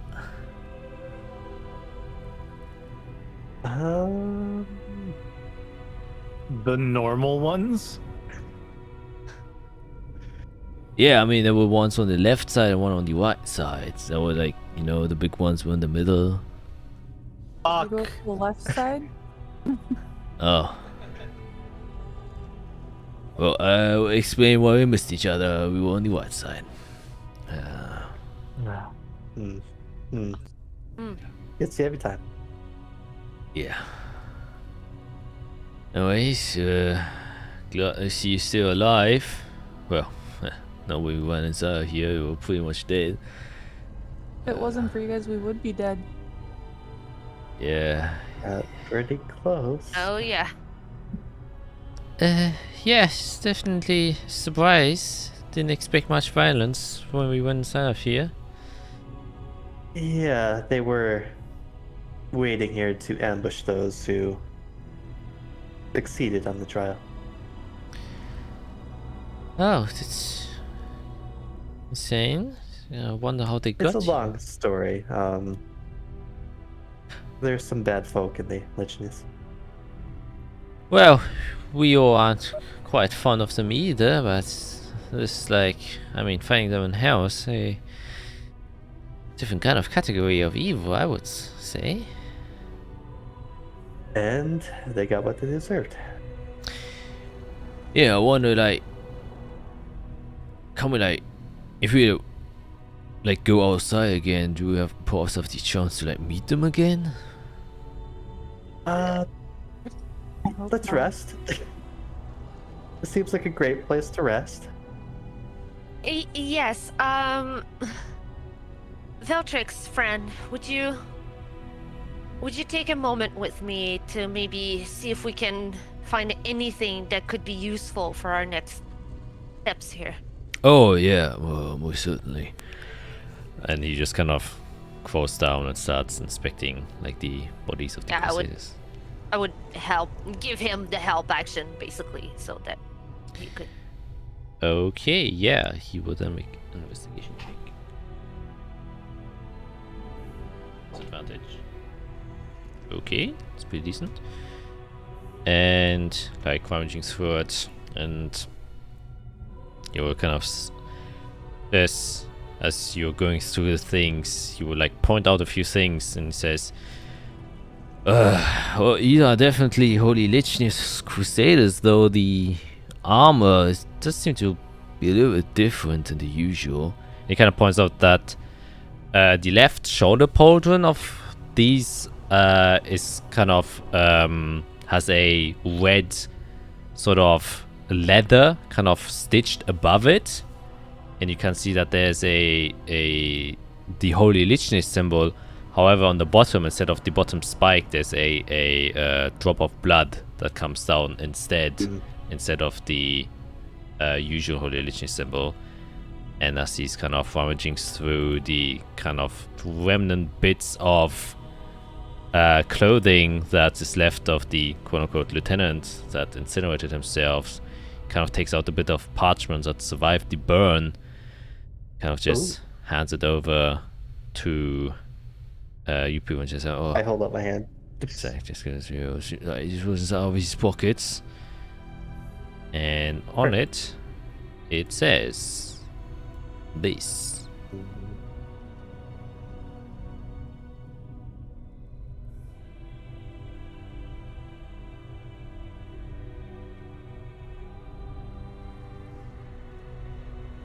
Ooh. And it's from Septimus. Okay, that's not good. Oh no! As if you needed a note to tell you this wasn't good. Well, it's worse. Oh no!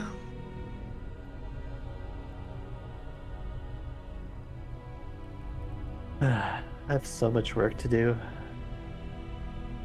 I want to try to help the Lichness so that I can help other people. I don't know.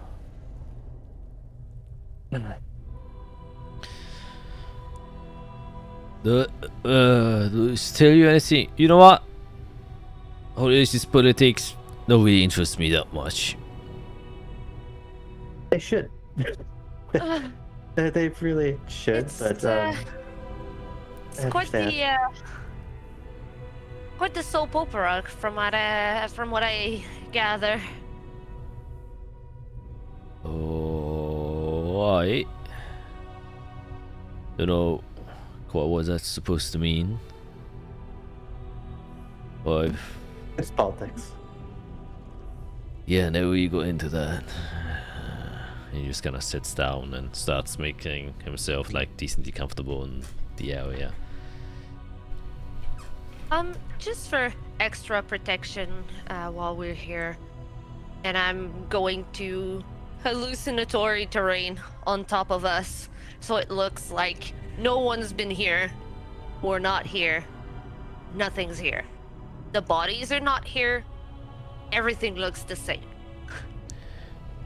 And Tenari also creates a tiny hut. Hey! And she says, you know, it's not as impressive as Rothiarcans, but it gives us a small bubble of protection. As long as we're inside there, nothing from the outside can get us. I think at least we can have at least our rest undisturbed, hopefully. And I definitely need one. And she kind of steps inside of a bubble. Can I go? I'm gonna ask Eric. Eric, do you have any more, like, anything that can hold, like, you just had a potion, right? So, do you have an empty bottle? Look down on the ground where I presume the vial of greater healing potion would be. Yeah. May I use it? Yeah. I'm gonna go Toss get it over. a couple drops of blood from one of the ones that just died. Because it has a soul. Wonderful. I'm assuming it has a soul. There you go. There you go. Has to be used within a day, so.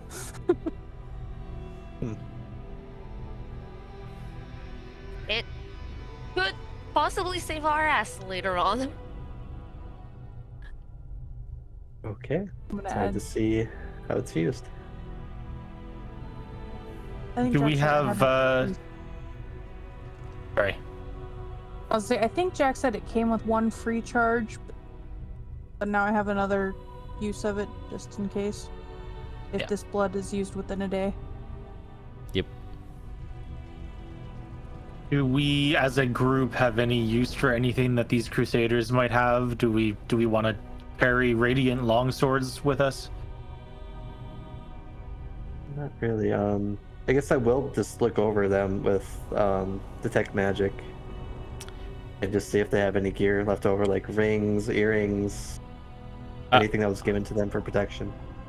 Yeah, no, they seem to be adorning standard Crusader attire, which is through the blessings that and the devotion that they carry, they gain extra properties, but you would have to be a Holy Legionist Paladin to gain the benefits of them. So for you guys, really not that useful. And you could sell them in a black market. However, if you get caught selling Holy Legionist Crusader stuff, yeah, you can imagine. It's not. Too bad. I completely forgot that I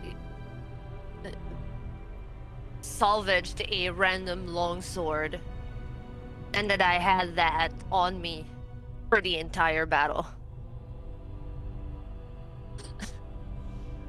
I forgot. I completely forgot. It's not a normal thing, so... It's not Izrael's most efficient way of combat. Oh, do they have any holy water? I was just gonna say that. There's the two pools of water in the side hallways. Right. Yeah, could we examine that, or if they had any, or? Yeah, they don't seem to be carrying any on them. You presume that Felix probably would have showed you.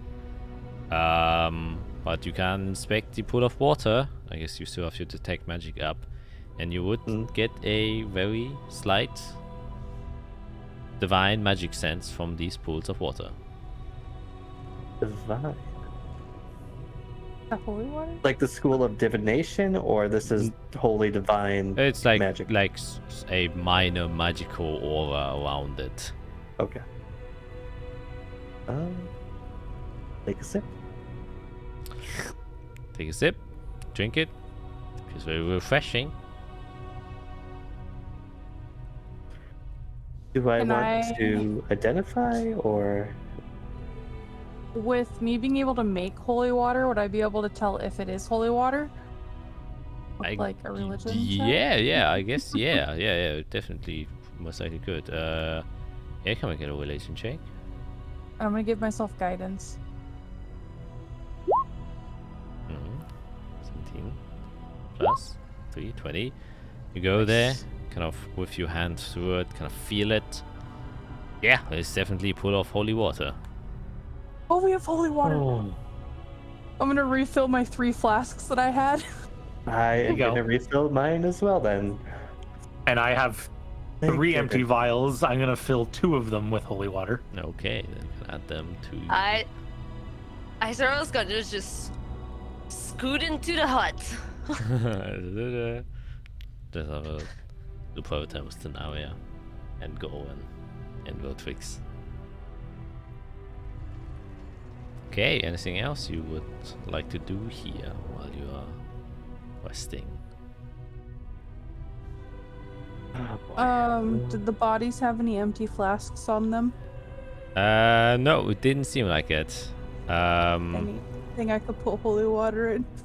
I mean, you could makeshift like a flask out of their boots. That's possible. I will try that. Okay, make a slap. Ira, please help me. You're crafty. Well, okay, what are we doing? Sorry. I want to make some flasks out of their boots. Make some Or some flasks out of their boots. Okay, all right. So here's what we're gonna do. We're gonna take some of the metal from their armor. We're gonna take those pieces off, and I'm gonna line the inside of the boot so that we actually have a hard lining on the inside, so that it's not just gonna seep into the material of the boot. So we're gonna have like a nice hardened flask inside. Okay. Please help me. The more holy water we have, the better, because I can do stuff with it. I'm already like cutting metal and hammering it, and I'm just gonna cast guidance every couple seconds. Yeah, you can make a sleight of hand check.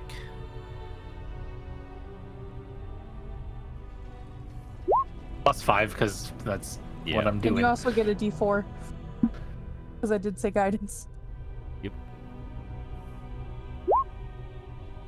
Yeah. Easily, I would say you can make 4 boot flasks. So you can add another 4 flasks.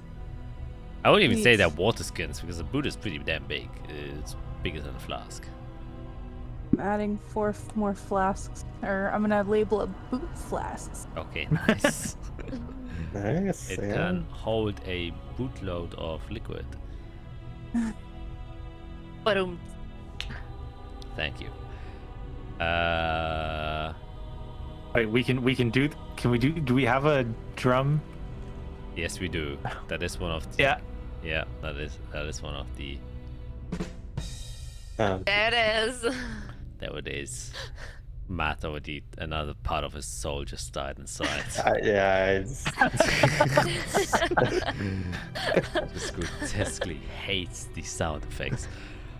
Yeah, anyways, anything else? I'm gonna make sure I pick up my fidget spinner. Yep. Which ironically you would have to try and fix again because the magical properties have been Spelled dispelled. it. So you would have to just try and kind of Reconnect the pieces. yeah, and- exactly. Kind of recharge the magic there. I'd say after an hour, because I need intellect fortress, I do want to try contact other plane one last time in hell. Just see if I can contact Zephygus. Just to see if I can do it before we leave. Okay. It would have to be after an hour. because After I an need my hour, spells okay, back. okay. Yeah, it's guess how long you wish to stay here. Because then you would have to say at least 9 hours if you want to get your long rest in. I We would need a long prefer rest. a long rest, yeah. Because if there's more waiting or I any am other obstacle, Almost all of spells. Mhm, And I'm mhm. guessing Fiera's in the same boat. I have first and second levels.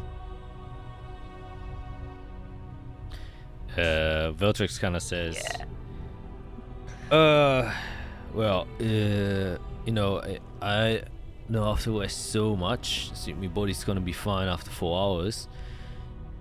So how about you just relax inside the dome a bit, and then after 4 hours, once I'm feeling quite well, I can sneak my way a bit further inside to see if any more trouble makes an appearance. I think a scout would be appreciated. Yes, what I usually do. Is there anything that we can do with the bodies here right now? Because I feel like walking away and leaving just them out could be Well- problematic. They're gonna be like, unless someone walks into the terrain that I've put down, if someone just walks by, they're not gonna see the bodies. They would have to walk in to see the bodies. Your terrain the is next, big enough to cover the entire thing, though, right? Gigantic. So It if is- someone walks through the hall, they're gonna walk through it. yeah. Plus, I mean, we are inside of hell, so who are we worried about seeing the body, you know? At the very least, how about we just tuck them like off into the corners, like into Yeah. the sides where the holy water pools are. Yeah.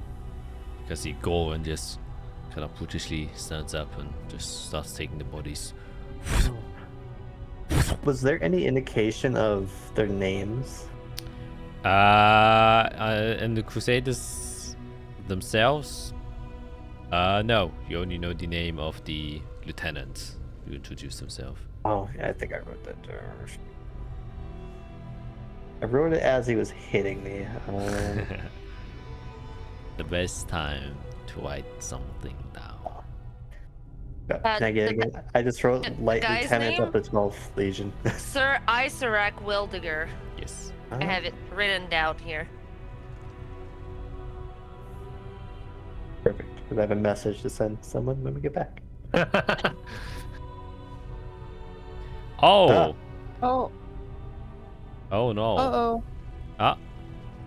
Hey. Oh, okay, I'm back. Okay, Are you? I'm here. I'm here. For some reason, my Discord decided to reboot. Hmm. Sorry about that.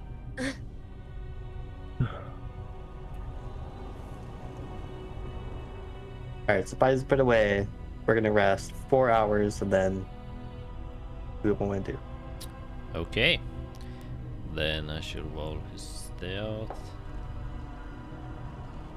It means I have my long rest. Yes. Long rests for the win. So after 4 hours, Phil just kind of goes out. Well, half an hour later, he comes back. He says, "So this hallway just stretches out a little bit more, but it seems to be entirely empty. No more signs of anyone else. At the very end, there just seems to be a doorway. As far as I can tell, it's not locked. It's just a bit large metal door, or perhaps even gold. Holy stuff on it. Can't really make much sense out of that. Gotta see what's beyond that. I try to peek a listen. Maybe if there's something on the other side. Seems to be completely still from there on. No keyhole to look through, unfortunately, so I think the coast is clear.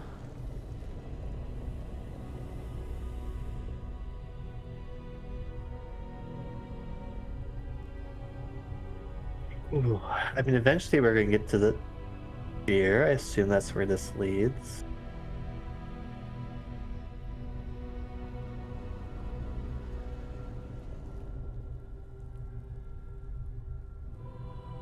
How long did it take you to get to this door? Well, I was, trying to be all sneaky and stuff, so it took about maybe like, if we just walk there, it would just only take 5 minutes.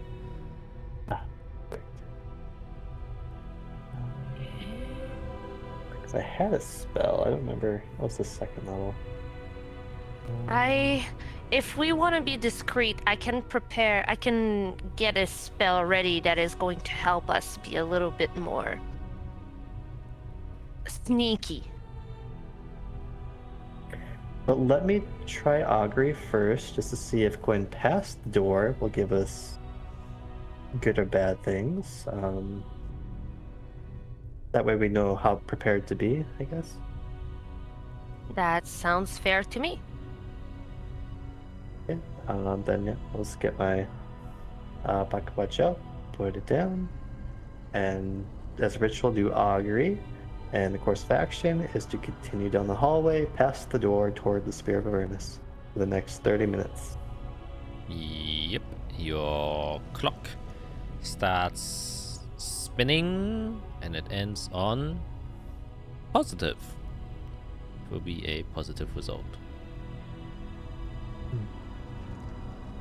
But do I want to lie and say I need a long rest? I mean, a long rest would be nice. Oh, for the long rest. Well, it seems safe, but I think I would feel better if I had a little bit more time. It takes... You elves recover very quickly. I don't, unfortunately. Yeah, me neither. Elves, half elves. I'm still quite hurt. My head kind of got smashed in. Yeah, I mean, if you feel comfortable doing that. However, I'm a bit more worried, not on what's the other side, but maybe perhaps what comes from where we came from. I I think don't know how these crusaders got here. exactly. Well, we can... Myself, Izarel, and you all are fully rested. So we can hold watch while they're they continue resting for a little while. If something happens, we can get them going. I mean, yeah, we can definitely do that. I'm just worried as long we stay here. We aren't feeling any effects now, similar to the lake. You know, I'm just trying to. We I want to leave as well. Yeah. Trust us. understand the worry. Yeah, definitely understand it. Well, it's up to you. If you're saying you're more comfortable staying here for hours, then I'll definitely do that. I'm just saying, you have to be aware of the risk. I think that's fair. And if you want to stay for one more, I could try to contact Sephagus.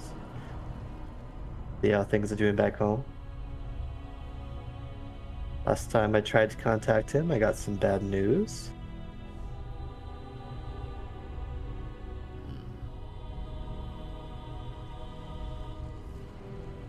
Alright, so we rest. Alright. Gonna sit back down to the dome. I kinda get Tenario's attention. Would you like to see something interesting? Yes, of course, always. Wonderful. The dome's a little cramped, so let's do this outside the dome. Alright. Always a bit skeptical about that. But after 8 hours it would fade anyway, so it's like. Or just during the rest, right? I would do this. I would do this before then. So Okay. Yeah, then she just kind of. Oh, alright. like halfway. Yeah. Steps out of the dome. Perfect. Then kind of like teacher-esque. I open my spell book to the page and begin doing the ritual, but I kind of show her what I'm doing. And kind of mention like, so I kind of made this spell so I can try to communicate from long distances. I've been doing a little. I contacted the High Storm with this one. Alright. The high storm, I see. Yes, it's actually quite nice. You should try it sometime. I will put that on my potential bucket lists. It's good to make friends. But individuals with strong connection to the weave are easier to contact. So what I'm trying to do is find the part of the weave that Zephagus is strongly tied to so that I can speak to him. Alright. Yeah, that makes sense. Got the task. It is, which is why you have protections, and I'll do intellect fortress around myself. Because you're separating your mind from your body, which is quite dangerous. Alright. Not without danger and taking risks. You know, we can't really move forward, so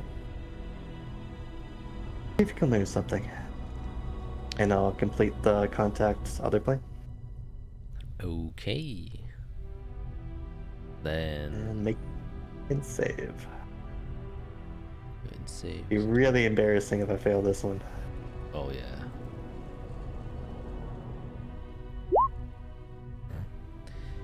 $29. I hope it didn't add it this time. Nope, it didn't. That was a natural 19. Once again, your focus goes into yourself again, and Yep. you go outwards, trying to find the connection that is in the other plane, trying to find that very specific, well, the one that is Zephyrus Zorstein. Roll me D100. Even 100.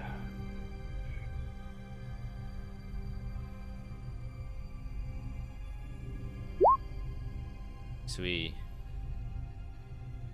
And you are once again have the sensation of these leaves going past you. There's this infinite amount of minor sensations hitting your magical sensories. But then a large one kind of automatically just pulls you in as the now somewhat familiar presence of the storm greets you again. Lightning surrounding you with the various different lights and the winds hitting your face. And you see, before you can even say anything, a image flash inside of your mind. Or less your mind, because literally this entire space is kind of your mind. The clouds once again part, like in the last kind of meeting you had with them, where you were kind of looking down on the continent. This time it looks like you are looking outwards. You see an ocean. This happens extremely quickly and rapidly, and outside of this vast ocean, where you can only see blue as far as the horizon goes, you do see a landmass on the eastern side that seem like islands that you do not recognize at all. And you can see that there is a singular black spot on one of them. You can make a perception check to see how much you actually see. Come on, Pierre. Come on. I adjust my glasses. My spirit form glasses. That is a 6. As you just kind of spot this weird black spot on this vacant island that you've never seen before, the storm kind of collapses in on itself, and before you can see or do anything, you get immediately jet back towards your own senses again. Almost as if the connection was haphazardly cut.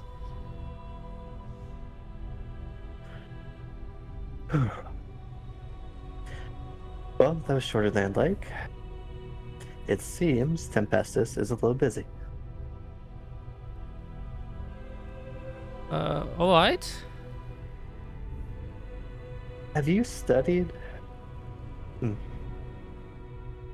geography much?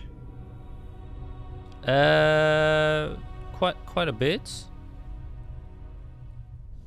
Yeah. There were these islands, I think quite far from the mainland mass.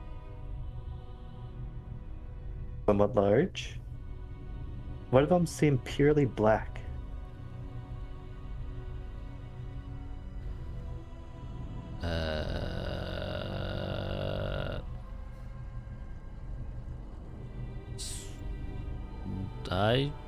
I'm not familiar with any islands on the Saphire Plain that are purely black. Could be a new thing.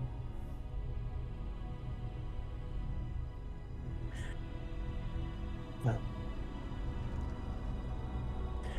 do you think we have a chance against the demons? As we are? I mean, we have survived up until now, so I don't see why not.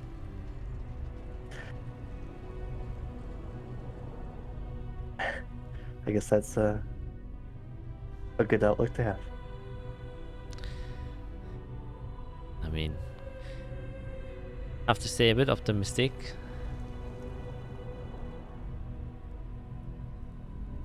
Yeah, that's true.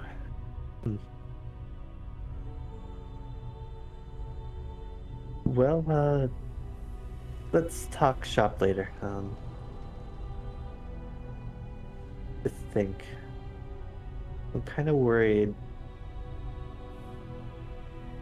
It seemed like the high storm, it has a name. It's called Tempestus. Yes, of course. Seems like it's putting quite a bit of effort into fighting off the demons. And it's getting harder and harder.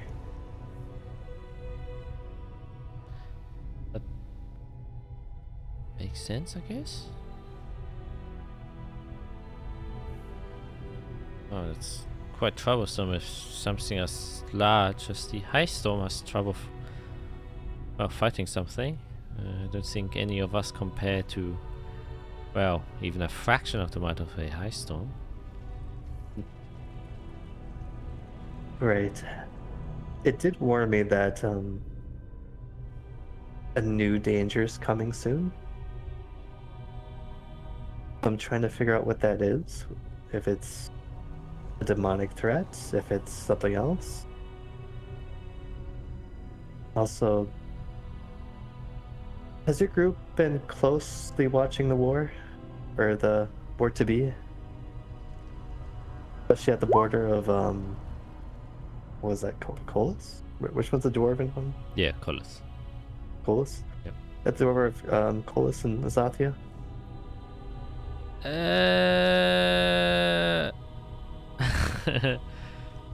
just saw that Skid sent me a private roll on Roll20. That was an accident. Yeah, I I know. am very sorry. And you rolled a natural one, by the way, which is hilarious.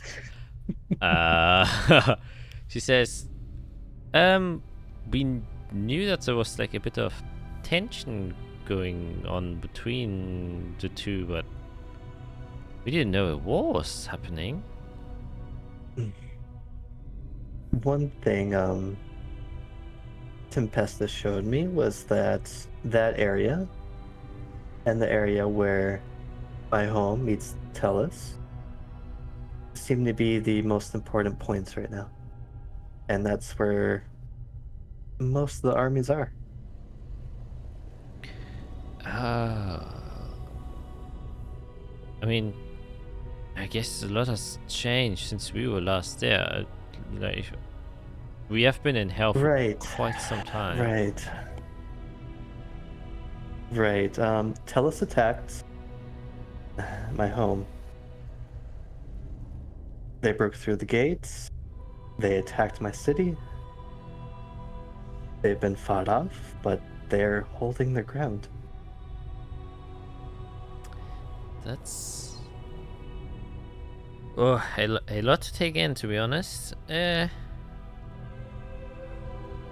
about, I think it's maybe better for mine. We focus on getting things done here, and then after, seems like a lot of steps to take in right now. I just hope we have a home to get back to. Oh, me too, definitely. Seems like a lot of time has passed since we were last back there. Right. Keep focused. Okay. And Patrick kind of stands up and says, "So, we ready to go?"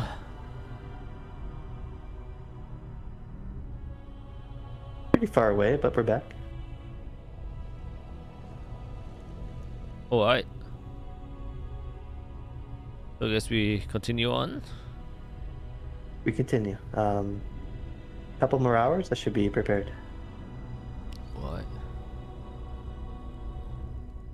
And your long rest goes undisturbed.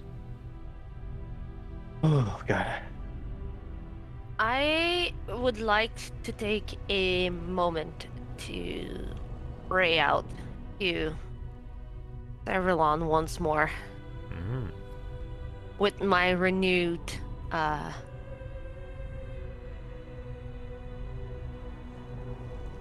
Yep, vigor, I guess. Yep. Yes, Yep. then make a straight check. Do you want... I see you're kind of sitting over there. Do you want help again? if Or do you... You can do it by yourself, too. if you don't mind, not right now. I would like to do this for myself. I would like to reconnect a little bit with myself. That's fair. But I appreciate the offer very much. And for the first time since the very first meeting, Isarel is going to sit down and pray to Servalon and not hope for an answer, but just more to communicate with Servalon the way she used to do it before.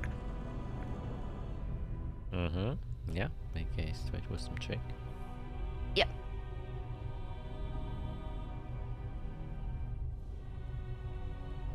That is a 20. There it is. There it is. After a long time, Yeah. you sit down, and maybe it truly has something to do that you don't expect any answer. And in a sense, that is exactly what happens. You don't really get any answer, but rather find that by being inside of a what you assume to be a divine place, as far as you can tell, even though it is still in hell, there are remnants of what feels like the kind of part of the weave that you usually connected to when you pray to Servalon, or that you focused yourself on when you were trying to pray to Servalon. And it's not necessarily that to feel his presence. There never really was like his presence there. There was just this feeling of, you know, greater attunement towards nature, which you just interpreted as his feeling. And there is a very similar, though very slight strand of that feeling that kind of very slightly returns back to you as you sit here peacefully. And though there's no nature around within this constructed building made out of frozen blood, or you don't know that, only Fiera does, it's almost like you feel this tug again that you felt when you were walking up the stairs and you were at the gate, that is kind of ushering you towards whatever is inside of where you are going. It's a very slight sensation that is pushing you there, and you get this feeling of expectance. You're expecting something, or something is expected of you. You're not quite sure which one, but that is what you get. And again, for the first time in what feels like forever, once Isarel is done with her prayer, he will druid craft a Corvalli flower and set it down on the ground, and then look at her friends and say, "I'm ready to go." Alright. Then you all move towards down the hall and get to the door itself. And you can see this very gold embroidered door with, once again, similar to the outside exterior of the gate, a lot of holy iconographies, and some iconographies, or most of the iconographies, actually you do not recognize, but some of them look Holy Lichness-esque. And who takes the honors to open the door? I'll would just shove Fiera forward. Yeah, pretty much. I would let Fiera, like, I would strongly suggest Fiera to open the door. Jade would say something along the lines like, "Fiera, I think this is for you." I suppose so. First, mage armor and alacrity. Of course. Don't feel like dying anytime soon. Things to do. Are there words, or is it just like more pictures or like murals? It's just murals, pictures, iconographies. There's not much. Yeah, it makes it look pretty. Yeah. Okay, and I push.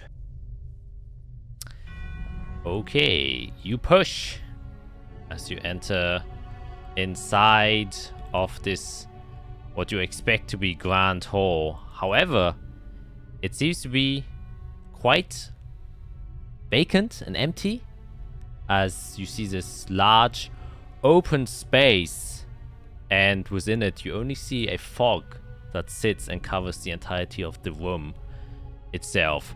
However, as soon as you kind of enter inside and fill the space, this room must be humongous. You do not see any ceilings, you don't see any walls, you do not even see the other side. It's complete darkness other than the white fog that sits around here. Though after a brief moment of kind of walking around inside of there's one thing you notice very quickly as you kind of get your bearings, is that it's quite easy to kind of get lost inside of this fog, so you kind of huddle together so you don't lose each other. And though one of you is probably smart enough, probably Eric, to look back towards the door, which is gone as soon as you step inside. And as soon as you notice that, you notice a light that drifts down from the ceiling. And you see slowly descending from the top of the ceiling of this enormous place. You don't even know if it's a ceiling. Maybe it was just floating there, this speckle of light that becomes larger and larger as it goes down. And you can suddenly make up more of the form of whatever is kind of approaching you from the top. And you can see that some of the fog starts to dissipate, almost like an aura is pulling it away, like an invisible bowl shoving aside the fog to make space for whatever is floating down.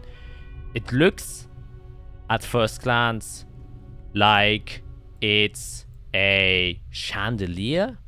There's a lot of reflections and lights of metals that are kind of dangling away. And then it makes way to this very elaborate fabric that is kind of flowing all directions, that almost look like a curtain that has been kind of cut into even pieces. And then you can make out this very kind of ornate, dressed symbol is the best thing to describe it. It has no human features. There's no body of a human. It is quite literally just a metal construct of a symbol that is floating down. And below it, almost wearing like a cape, are these strands of just parchment or fabric, you can't really tell, as it kind of appears into your visual sight, hovering above you, several feet above. And you can all see that the fog has kind of gathered around it and shaped this sort of dome in which you're standing in from where you look at, as you see this very odd and strange figure that approaches you. And that is where we're gonna end today's session. Man, your artwork is insane, Jack. The detail on Holy heck. Oh gosh. How big? How wide? Like, wide does it seem? It seems pretty big. Since you could see it from so far away, it seems maybe like a span from, one width to the other is like 20 feet. It is quite big. It has made its way towards you. However, we've been running quite long, and so we will let you guys brace for whatever comes next. I called it. I said that there was going to be some sort of test, but it wasn't necessarily going to be the sphere. Yep. When we I have a walked through those feeling doors. those guys had no idea what was in that room. No, absolutely not. Yeah, they really didn't. Yeah. Now's any time than other. Just start praying. Yeah. Oh And my gosh. You all know Celestial, right? Everybody picked that up at the... Yeah. No, absolutely not. Yeah. Well, we will see what this thing has to offer, or to say, or to give, or to do next week.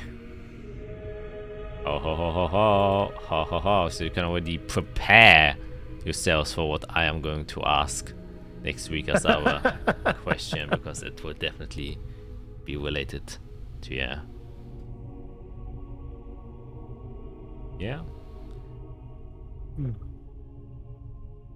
Write this down. Good. But man, people, that was a close combat. Jesus Christ. Yeah. I got scared when we all went down. I got scared. Oh, I got that- really scared. Of course. That divine bomb. Oh my god. I Yeah. legit thought we were done for. That Us. divine bomb gave me PTSD from campaign 1. I actually messaged Skit and I was like, I think he just TPK'd us. Yep. Yep. Man, that would have Yeah, been rough if I did. Yeah. No. Oh yeah, and then I saw like the names of the creatures that were coming in, and I did not absolutely not clock that they could be. I was The other hoping I wasn't people? sure. I did not get it at all, Mhm. so I was like, oh, we're Mhm. screwed. Oh, We yeah, are luckily they made it. Dead. Yeah. Oh man. I mean, it's your first And then time. you're freaking nat 20 on my death saves. Mm. Okay. Ah, Yeah. Like, Yeah. Oh my Oh, god. that was Yeah. the greatest feeling in the whole world, Jack. Like, you can't understand. I first even didn't register, but I rolled it. I was natural 20. I just immediately went to like write you the number. I was like, yeah, 20, and I was like, wait, hold on. It's fucking Oh, natural. wait. That's a natural 20. That's special for their saves. Holy fuck. Like, I was just like, I'm not gonna die? Like, it's not happening? Yeah. Oh man. Oh, Yeah. 1 in 20 chance for that to happen, especially in a Mhm. dire situation like that one. Definitely coming in clutch. Yeah. We needed And that then one. the amount of health that I regained was nice. Yeah. Yeah. Yeah, that was close. That little Oh, boy. healing spirit there really. Kinda Yep. gave you all a little bit of juice. Yeah, Yeah. it really just gave us the little push hmm to go Yeah, I through wasn't just ready one at more all. round. Eric's I- down his good potion, though. His own Yeah, whatever. blood. I mean, you he can do it again. freaking saved his damn ass. I mean, you can't hope for anything better Yeah. than that. We Right? Oh, would got yeah. knocked out if we didn't drink that, so. And he doesn't even have his other potion on his person anymore. Oh No, yeah. she took it. Oh yeah, Yeah. she gave it to Veltrax because he wanted to get to the others, but Yeah. I got caught up in the moment there. Yeah, many things happening. Surprisingly, a unexpectedly brief, but could have been hour-long load-up if I had to read every single freaking name of all the gods that exist here. Yeah. We would have avoided combat tonight. Yeah, you probably would have. I'd be like, Yeah. Yeah, and you it put all a end in street. L. Well, Oh, man. the angels at least, yeah, definitely. The nature ones, most definitely not. They probably have the funkiest names. hmm Yeah, that's good fun. No, actually, I take that back. No, the Primus Artifacts ones have pretty funky names. God. Yeah, I can't was imagine like- what information's like on other layers of hell. There's 8 more layers. There has to be more information on those. Yeah. I was so excited that I had my fine steed available. Because then I was like, Yeah, I so- can bring Gus into the game. Oh, Yay! he won't Gus is die. back. yeah. You can keep summoning him. Yeah, Yep. and he just won't get killed by its own owner. Oh, God. That was so dark. That Yeah, it was so really brutal. dark. Holy shit. was brutal. Yeah. Well, we already half an hour longer than we usually go, so we're gonna check out here, and yeah, the plot kind of thickens. As you Oof. somewhat It's discover. pretty Shocking. thick already. Shocking. Yeah. It literally, it's like exponential thickness. Yeah, it's getting there. We're reaching the singularity, boys and girls. I'm Getting- about to whip out the jigsaw or something to cut it. Yeah. So we're gonna continue this jam next week. So see you guys there. Have a good one. Bye.